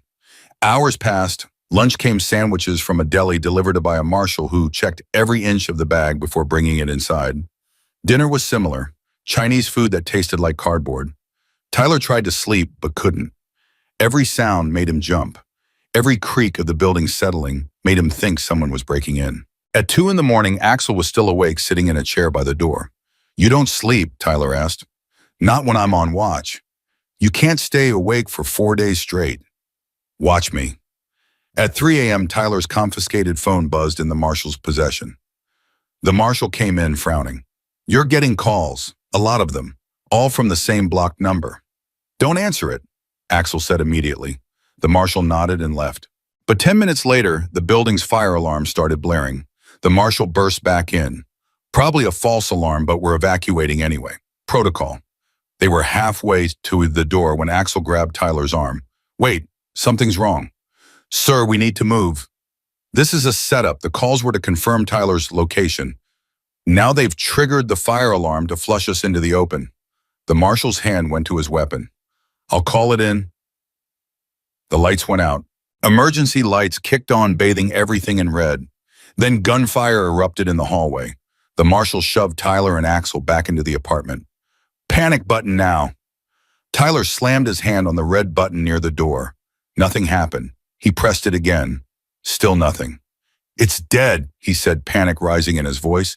The panic button's dead. More gunfire, shouting, the sound of bodies hitting the floor. Axel pulled Tyler away from the door. Bathroom, no windows. Most defensible position. They ran, locked themselves in the small bathroom.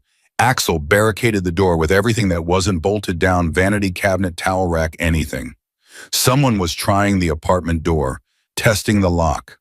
They cut the power and the panic button, Tyler whispered. They planned this. Marshals will respond. The marshals are dead. I heard them fall. Axel's expression went hard. Then we fight our way out. With what we don't have weapons, Axel opened the bathroom cabinet. Inside, behind the cleaning supplies, was a compact pistol taped to the back panel. He pulled it free. Always have a backup plan, he said. Rule number 1. The apartment door exploded inward. Footsteps in the main room. Multiple sets, moving methodically, checking corners. We know you're in here, Tyler, a voice called out. It was cultured, educated wrong for this situation. My employer is willing to negotiate. Come out peacefully and no one else has to die. Tyler's hands were shaking again. That's Marcus Vance. Probably about we're trapped. Not yet, we're not. Axel pointed at the ceiling. The bathroom had a drop ceiling, the kind with removable tiles. You're small enough to fit up there. Crawl to the next apartment. Get out. Find help. I'm not leaving you. You're not leaving me, you're surviving. That's what I need you to do. Axel. Tyler. Axel's voice was firm but gentle. I've lived a long life, done a lot of things I'm not proud of. Saved you, that's the best thing I've ever done. Don't waste it by dying in a bathroom. Tears streamed down Tyler's face. I can't do this without you. Yes, you can. You've been doing it your whole life. Axel pulled him into a quick, hard hug. Now go. Be invisible one more time. Then never be invisible again. He boosted Tyler up. Tyler pushed a ceiling tile aside and pulled himself into the narrow space above. The tile went back in place just as the bathroom door started to splinter under repeated kicks. Tyler crawled through the darkness, moving as quietly as he could, following the steel support beams. Behind him, he heard Axel shout, Come on then. You want him. You go through me first. Gunfire. So much gunfire. Tyler kept crawling, tears blinding him, every instinct screaming at him to go back. But he didn't. He crawled forward into the dark, following Axel's last order. Be invisible one more time. He found a vent shaft, squeezed into it. The metal was tight, suffocating, but he forced himself through. It angled down. He had no idea where it led, didn't care. Just needed distance, needed air, needed to survive, so Axel's sacrifice meant something. The shaft ended at a junction box in what looked like a utility closet. Tyler kicked out the grating and dropped 10 feet, landing hard on concrete. Pain shot through his ankle, but he ignored it. He was in a maintenance area, pipes and wiring everywhere, a door at the far end. He ran limping, sobbing, terrified. Burst through the door into a parking garage. Maintenance level. No cars, just emptiness. Sirens outside, lots of them. Response units were coming, but they'd be too late for Axel.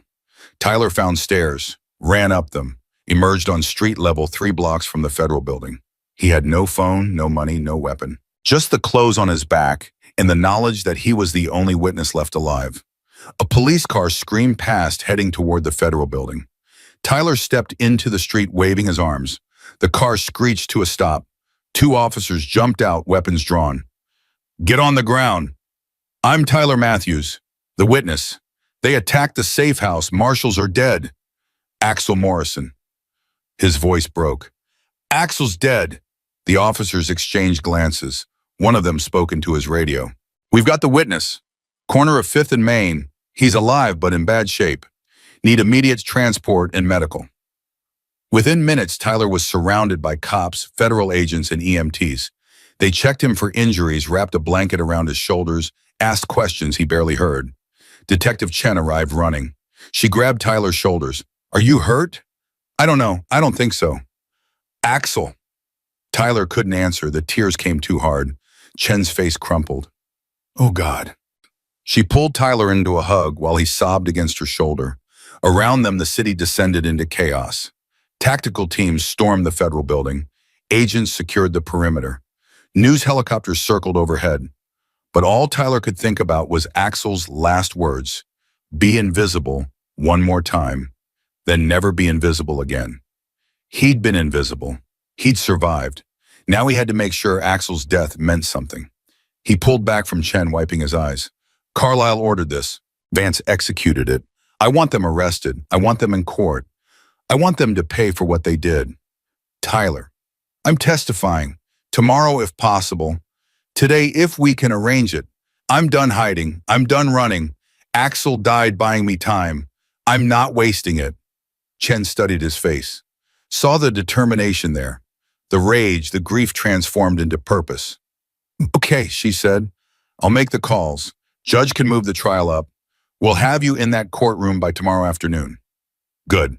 But Tyler, you need to understand Carlisle will try again. He's not going to stop. Neither am I. Tyler stood in the street, wrapped in a blanket, surrounded by cops and agents and chaos. Somewhere in that federal building, Axel Morrison had given his life so Tyler could live. Tyler wasn't going to let that sacrifice be for nothing. The hunt was over. The trial was beginning. And Tyler Matthews, the invisible homeless kid from Riverside Park, was about to become the most important witness in the biggest trafficking case in state history, not because he wanted to, but because someone had to. And Axel had taught him that when someone has to, you step up, even if it kills you. The courtroom was a fortress.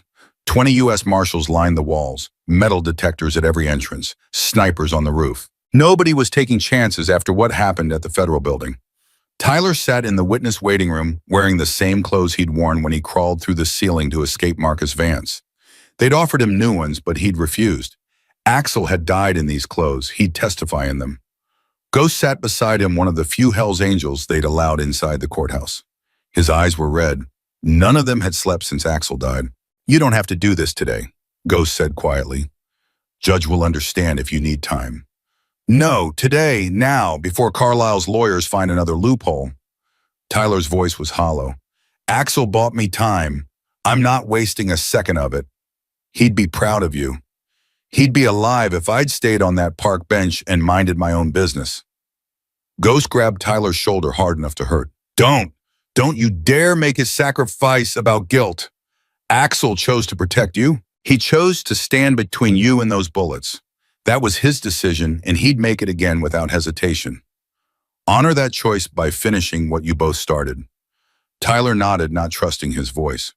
Detective Chen entered, looking exhausted. They caught Marcus Vance 20 minutes ago. He was trying to board a private plane to Mexico. He's in custody. Good. There's something else. The marshals who were supposed to be guarding the safe house, 2 of them survived. They said the attack was coordinated with someone inside federal law enforcement. Someone gave Vance the exact location, the security protocols, everything. Tyler's blood went cold. Someone on the inside helped kill Axel. We're investigating. But Tyler, until we know who, you can't trust anyone. Not marshals, not agents, not anyone except people you know personally. Like you, like me and Ghost, and the brothers outside. She pulled out a small device. This is a recording pen. Looks normal, but it's recording everything. Keep it in your pocket during testimony. If anything happens, if anyone tries anything, we'll have evidence. Tyler took the pen and clipped it to his shirt pocket. A bailiff appeared at the door. They're ready for you. Tyler stood. His legs felt like rubber, but they held. The courtroom was packed. News crews filled the gallery. The families of the rescued children sat in the front rows. Tyler saw Maria Flores with tears already streaming down her face. Saw Sophia next to her holding a stuffed unicorn, the same kind that had been in that van, but this one was clean and loved. The defendants sat at their table. 3 traffickers from the warehouse. And next to them, in an expensive Navy suit that probably cost more than Tyler had earned in his entire life, sat Jonathan Carlisle. He looked at Tyler with complete indifference, like Tyler was furniture. Tyler stared back. You had Axel killed. You're going to pay for that. He was sworn in, took the stand, looked at the prosecutor, Janet Reeves. Please state your name for the record. Tyler Matthews. Tyler, I know the last 48 hours have been traumatic. Are you able to testify today? Yes, ma'am. Then let's begin. Can you tell the court what you witnessed on July 17th? Tyler took a breath and told the story again. The van, the circles, the attempt to get help from Officer Bronson, the decision to approach the Hells Angels, what they found, the laptop message, the warehouse raid, every detail, every moment holding nothing back. When he got to the part about crawling through the vents, his voice steadied. This was familiar ground. This was where he'd been useful. I could see 33 children in plywood cells, guards with assault rifles, 3 men in suits coordinating everything. I heard them talk about buyers arriving, about sedating children who wouldn't stop crying, about making them presentable for inspection. Several people in the gallery gasped. One mother sobbed openly. Tyler continued. I opened the loading bay doors. The Hells Angels came in. We freed the children. The police arrived minutes later and arrested everyone. Reeves nodded. And after that day, what happened? I was asked to testify. I agreed. Then people started trying to kill me. Can you elaborate? Tyler described the smear campaign, the black Mercedes following him, the shooting outside the courthouse, the attack at the park, the assault on the safe house. And during that final attack, did someone die protecting you? Tyler's throat closed up. He forced the words out. Axel Morrison, president of the Hells Angels Riverside chapter. He barricaded himself in a bathroom so I could escape through the ceiling. He held off the attackers long enough for me to get away. He died doing that. Why do you think these attacks happened? Because someone wanted to make sure I never testified. Someone who had a lot to lose if I did. Reeves turned to face the defense table. Someone like the defendants in this case. Objection, Caldwell stood. Speculation. Sustained. But the seed was planted. The jury had heard it. Reeves asked more questions. Tyler answered them all. Stayed calm, stayed focused. Remembered what Chen had taught him, answer only what's asked, don't elaborate, don't get defensive. Finally, Reeves said, no further questions. Caldwell stood. He looked different today, less confident, more desperate. The news coverage of Axel's death had turned public opinion sharply against his clients. Mr. Matthews, you've admitted to having antagonistic relationships with law enforcement. Correct. I've admitted to being ignored by law enforcement. there's a difference. You've also admitted to close personal relationships with members of a criminal motorcycle gang. I have close personal relationships with people who saved 33 children when nobody else would. If that makes them criminals, your definition needs work. Several people in the gallery laughed. The judge shot them a warning look, but Tyler saw the hint of a smile. Caldwell's jaw tightened. Isn't it true that you benefited financially from these relationships? That the Hells Angels gave you money, food, shelter? They gave me something more important than money. They gave me a family. And yeah, when you're homeless and someone offers you a couch instead of a park bench, you take it. That doesn't make my testimony false. But it does suggest bias. You want to talk about bias? Let's talk about how your client, Jonathan Carlisle, tried to have me killed 4 times. Let's talk about how he sent professional assassins to murder a 19-year-old kid because I saw too much. Let's talk about how a good man died yesterday protecting me from your client's hired killers. Objection! Caldwell's voice rose. The witness is... I'm telling the truth, Tyler said, his voice cracking. Axel Morrison is dead because your client ordered his death. 2 U.S. Marshals are dead. 4 Hells Angels are in the hospital. All because I saw a van circling a playground and refused to stay silent. The courtroom erupted. Judge Hendricks banged her gavel. Order Mr. Caldwell, redirect your examination or sit down. Caldwell tried a different approach. You claim you saw my client, Mr. Carlisle, at the warehouse. Is that correct? No, I never said that. Then you have no direct evidence linking him to these crimes. I have evidence that his money funded the operation, that his shell companies owned the warehouse, that his encrypted communications coordinated the attacks on me. That's enough. That's for the jury to decide. Then let them decide. I'm telling them everything I know, everything I saw, everything that happened. They can make up their own minds. Caldwell asked more questions, but Tyler could feel him losing ground. Every attack on Tyler's credibility backfired. Every suggestion that Tyler was lying or biased only made the jury more sympathetic. Finally, Caldwell gave up. No further questions. Tyler stepped down from the stand feeling like he'd run a marathon. His shirt was soaked with sweat. His hands were shaking again. But he'd done it. He'd testified. He'd told the truth. Chen met him in the hallway. You were perfect. I almost lost it when he brought up Axel. You showed emotion. Real emotion. That's not losing it. That's being human. The jury needed to see that. Ghost pulled Tyler into a hard hug. Brother, you made Axel proud today. Hell, you made all of us proud. But there was no time to celebrate. Chen's phone buzzed. She answered it, listened, and her face went white. When how many, where is he now? She hung up and looked at Tyler. Carlisle posted bail. Again, $2 million key. He walked out of jail 5 minutes ago. How is that legal? It's not. We're appealing. But right now, he's free. And Tyler, there's something else. We found the mole, the person who gave Vance the safe house location. Who Agent Marcus Webb. He's been on Carlisle's payroll for 3 years. We just arrested him. But before we did, he made a phone call to Carlisle, warning him that we know everything. Tyler's stomach dropped. Carlisle knows he's going to prison, which makes him more dangerous. He's got nothing to lose now. We need to move you again. Somewhere Carlisle can't find you. No. Tyler's voice was firm. No more running, no more hiding. I testified. The jury heard me. If Carlisle wants to come after me, now let him. I'm not living the rest of my life looking over my shoulder. Tyler. I said no, detective. Axel died so I could stand up and be counted. I'm standing. I'm not backing down. Ghost nodded slowly. Then we stand with you. All of us. Carlisle wants war. He's got it. They left the courthouse through the underground garage, 20 Hells Angels forming a human shield around Tyler. The brothers had come from 3 states away when they heard about Axel. Riverside chapter, Northern chapter, even some from out west. All of them wearing their patches. All of them ready to fight. They drove to the clubhouse in a convoy that looked like a military operation. Inside, the main room had been transformed into a command center. Maps on the walls, laptops everywhere. Weapons laid out on tables, all legal, all registered, all ready. Big Mike stood at the head of the table, his arm in a sling from the park shootout.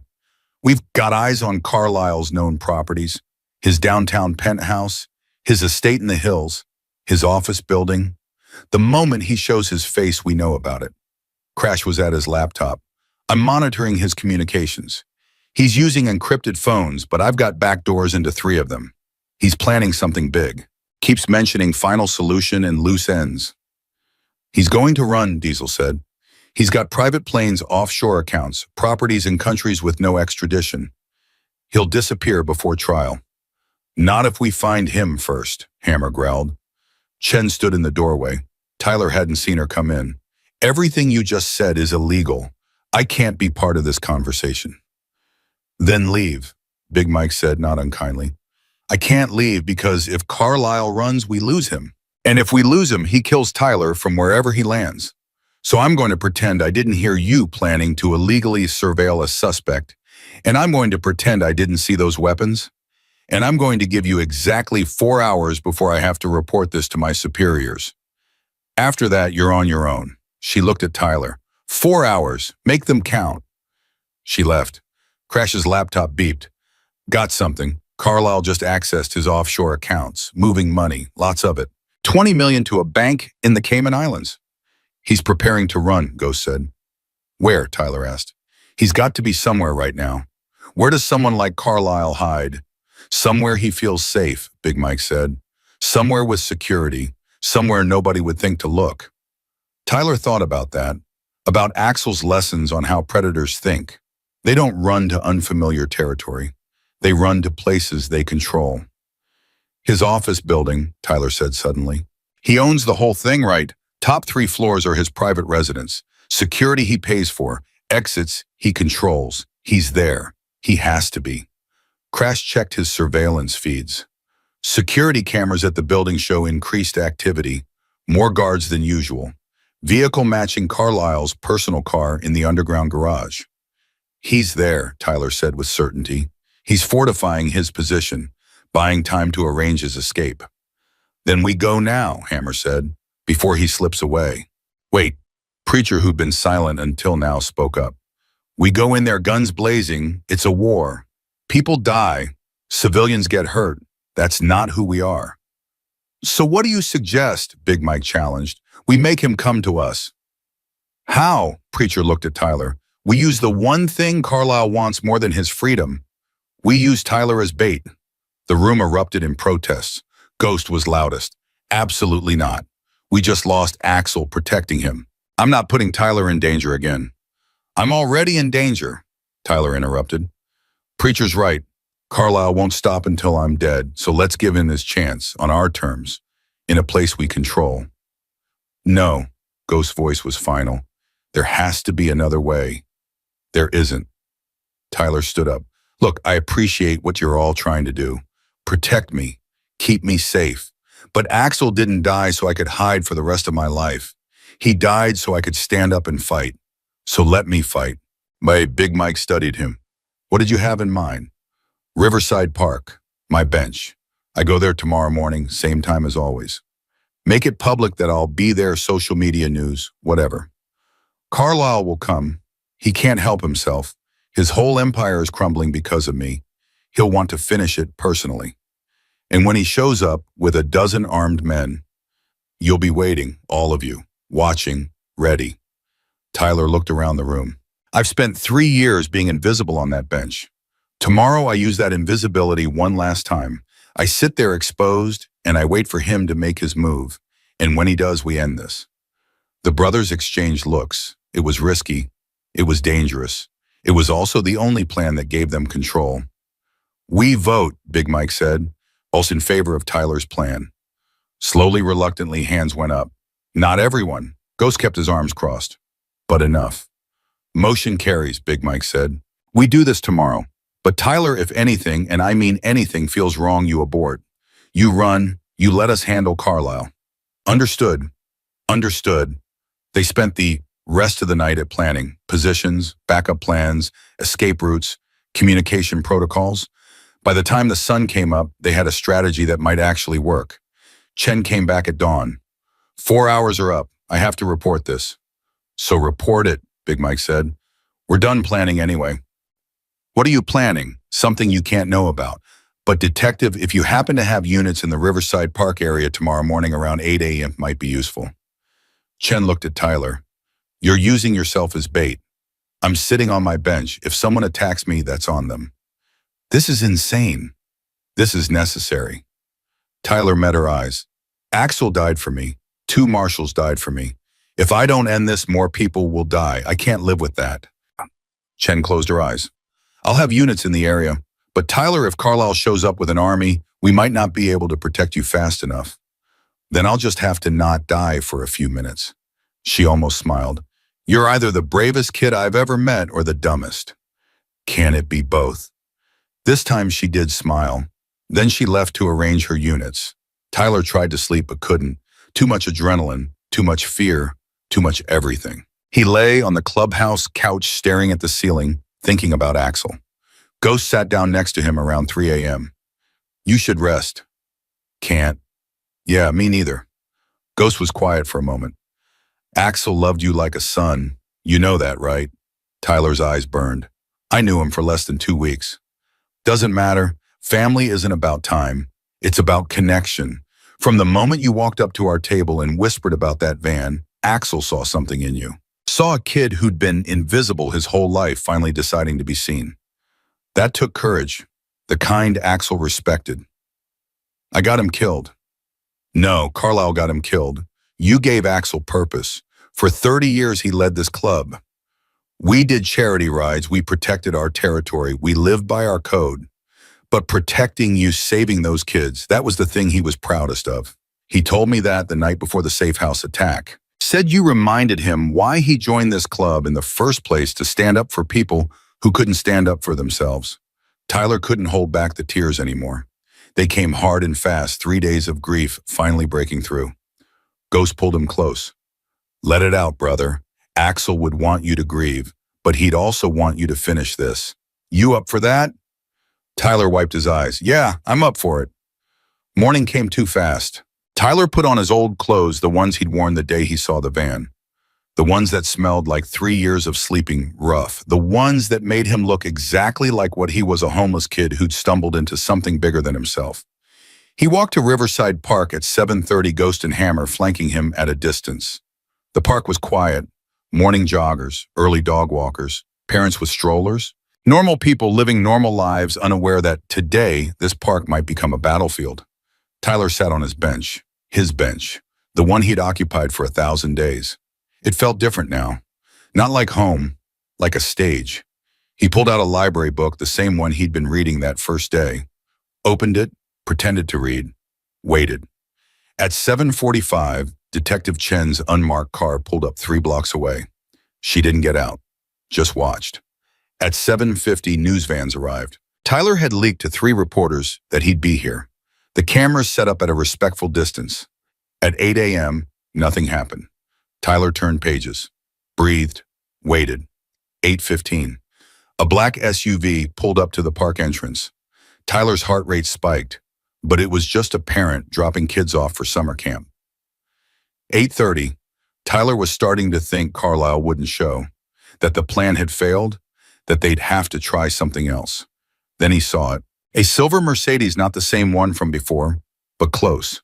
It pulled into the parking lot slowly, deliberately, parked in the spot nearest to Tyler's bench. The driver's door opened. Jonathan Carlisle stepped out. He was alone. No guards, no backup visible. Just a man in an expensive suit walking across a playground toward a homeless teenager on a park bench. Tyler's hand went to the panic button Chen had given him, but he didn't press it. Not yet. He needed Carlisle closer. Needed him to incriminate himself on the recording pen in Tyler's pocket. Carlisle stopped 10 feet from the bench. Tyler Matthews, the boy who destroyed my empire. You destroyed your own empire when you decided to traffic children. I provided a service. There's demand. I simply met that demand efficiently. Tyler's stomach churned. You talk about kids like they're products. Because they are. Everything is a product if you know how to market it. Carlisle took a step closer. You cost me $3 billion. Do you understand that my network is finished? My assets frozen.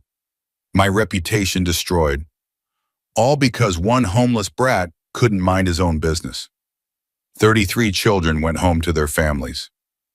That's worth $3 billion. To you, perhaps. To me, it's just bad investment. Another step. I could have been in the Caymans by now, could have started over, built something new, but I couldn't leave without finishing what I started, without making you understand that actions have consequences. Carlyle pulled a gun from his jacket, small, compact, deadly at this range. Tyler didn't move. You're going to shoot me in front of news cameras. I'm going to remove the one piece of evidence that could send me to prison for life. Then I'm going to disappear. My lawyers will argue I was driven to temporary insanity by your false testimony. I'll be in a country without extradition before the trial even starts. You really think you'll make it out of this park alive? I think I've got nothing left to lose. Carlyle raised the gun. Goodbye, Tyler. Thank you for the $3 billion lesson in loose ends. Tyler pressed the panic button. Everything happened at once. 20 Hells Angels emerged from hiding behind trees inside parked cars lying flat on the playground equipment. Ghost was closest. He tackled Carlyle from the side, sending the gun flying. Chen's car screeched into the parking lot, sirens wailing. 6 more police cars followed, surrounding the park. Carlyle struggled, but Ghost had him pinned. Within seconds, Hammer and Diesel added their weight. The billionaire wasn't going anywhere. Chen ran over, weapon drawn. Jonathan Carlyle, you're under arrest for attempted murder, conspiracy to commit murder, human trafficking, and whatever else we can make stick. You have the right to remain silent. I know my rights, Carlyle spat. He looked at Tyler, his expression pure hatred. This isn't over, then. Yeah, Tyler said quietly. It is. They dragged Carlyle away in handcuffs. The news cameras captured everything. The gun on the ground. The testimony Carlyle had just given on Tyler's recording pen. The dramatic arrest. It would be the lead story on every network for weeks. Tyler sat on his bench, shaking so hard his teeth chattered. Ghost sat down beside him. You okay? No, but I will be. The trial took 3 more weeks. With Carlyle's confession on tape and Tyler's testimony corroborated by multiple witnesses, the verdict was never in doubt. All 4 defendants were convicted on all counts. Carlyle got life without parole. The others got 40 years minimum. Marcus Vance took a plea deal and gave up names. 20 more traffickers were arrested. The network was finished. The day after the verdict, the Hells Angels held a memorial service for Axel Morrison. 300 bikers showed up from across the country. They rode through the city in formation, their engines roaring a tribute to a fallen brother. Tyler rode in the front row, sitting behind Big Mike. He wore a leather vest with a single patch on the back. Honorary brother, Riverside chapter. At the cemetery, they buried Axel with full honors. Tyler was asked to speak. He stood in front of 300 hardened bikers and told them about a homeless kid who'd been invisible until one man decided he mattered. Axel didn't save me because he had to, Tyler said, his voice carrying across the graveyard. He saved me because he believed people like me deserve to be saved. He believed that being invisible doesn't mean being worthless. He believed that everyone deserves someone who'll listen when they speak up. He paused, collecting himself. I'll never be invisible again. Not because I'm famous now, or because my testimony changed things, but because Axel Morrison saw me when nobody else would. He made me visible, and I'm going to spend the rest of my life doing the same for others. The bikers raised their fists in silent tribute. Then they started their engines together, the roar echoing across the cemetery like thunder. 6 months later, Tyler stood in front of a very different crowd. He wore a cap and gown, holding a high school diploma he'd earned through night classes while working at the clubhouse. The Hells Angels filled the front rows, cheering louder than any parents when Tyler's name was called. Detective Chen was there too, grinning like a proud aunt. After the ceremony, Ghost handed Tyler an envelope. Scholarship committee made their decision. Tyler opened it. Full ride to State University, criminal justice major with a minor in social work. Axel set this up before he died, Ghost explained.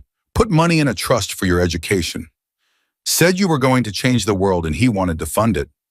Tyler couldn't speak, could only hold the letter and try not to cry. There's one condition, Ghost continued. You have to come back here every summer and work with at-risk youth. Teach them what you learn. Show them that being homeless doesn't mean being hopeless. I can do that. We know you can. That's why we're asking. Tyler started college that fall. He was 19 years old, living in a dorm studying criminal justice and volunteering at homeless shelters every weekend. He created a program called The Invisible Voice that trained homeless youth to report crimes and suspicious activity without fear of being dismissed.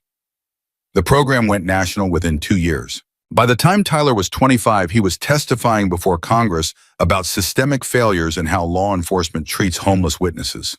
By 30, he'd written a book about his experiences that became required reading in police academies across the country. But every Saturday morning, no matter where he was or what he was doing, Tyler went back to Riverside Park. He sat on his old bench, now marked with a bronze plaque that read, "Tyler Matthews, the boy who refused to be invisible." And he watched, the same way he'd watched for 3 years when nobody else was watching. Because predators still existed. Vulnerable people still needed protecting. And someone had to be willing to see what others missed. Sometimes other homeless people would approach him, recognizing his face from news coverage. They'd tell him about suspicious activity they'd seen, about things the cops wouldn't listen to, about being invisible in a world that preferred not to see. And Tyler would listen. Every single time, he'd take their reports seriously. He'd make calls. He'd investigate. He'd use the platform Axel had died giving him to amplify voices that had been silent too long. The Hells Angels still rode past every Saturday, a tribute to the kid on the bench who changed everything. Ghost was president, now leading with the same wisdom Axel had shown. The club sponsored youth programs, homeless outreach, and witness protection for at-risk individuals. They'd renamed the clubhouse Axel's House. Above the door was a quote, "Everyone deserves someone who'll listen." On the 10th anniversary of Axel's death, Tyler stood at his grave with Ghost Hammer Big Mike and dozens of others whose lives had been changed by one man's decision to listen to an invisible kid. "I'm not invisible anymore," Tyler said quietly. "Thanks to you." A breeze rustled the leaves. Somewhere in the distance, a motorcycle engine roared. Tyler smiled. He wasn't alone. He never had been. From the moment he'd walked across that street and whispered 5 words to a table full of bikers, he'd been part of something bigger than himself. A family, a purpose, a movement. The invisible had become visible. The voiceless had found their voice. And all because one homeless boy had refused to stay silent when it mattered most. Tyler walked back to his car, Ghost beside him. They'd have coffee at the Iron Horse Tavern, same as they did every Saturday. They'd talk about the week's cases, the kids they'd helped, the voices they'd amplified. And somewhere Tyler knew Axel Morrison was watching. Proud of the boy who'd become a man. Proud of the movement they'd started together. Proud that his sacrifice had meant something lasting. Tyler Matthews had been invisible for 3 years, 2 months, and 16 days. Then he'd seen something that needed to be seen. He'd spoken up when silence would have been easier. He'd trusted strangers who became family. He'd survived assassins, testified against killers, and changed how the world treated its most vulnerable people. He'd refused to be invisible, and in doing so, he'd shown millions of others that they didn't have to be invisible either. That every voice mattered, that every witness counted. That courage wasn't the absence of fear, it was seeing injustice and speaking up anyway. Consequences be damned. Tyler had learned that lesson on a park bench 3,000 days ago. He'd spent every day since teaching it to others, and he'd never stop. Because Axel Morrison hadn't died, so Tyler could be comfortable. He died so Tyler could be loud, so Tyler could fight, so Tyler could make damn sure that no child ever disappeared while the world looked away. That was the promise Tyler had made standing over Axel's grave. That was the mission that got him out of bed every morning. That was the reason he'd gone from invisible to unstoppable. The homeless boy who whispered to a biker had become the man who roared for the voiceless, and nothing would ever silence him again.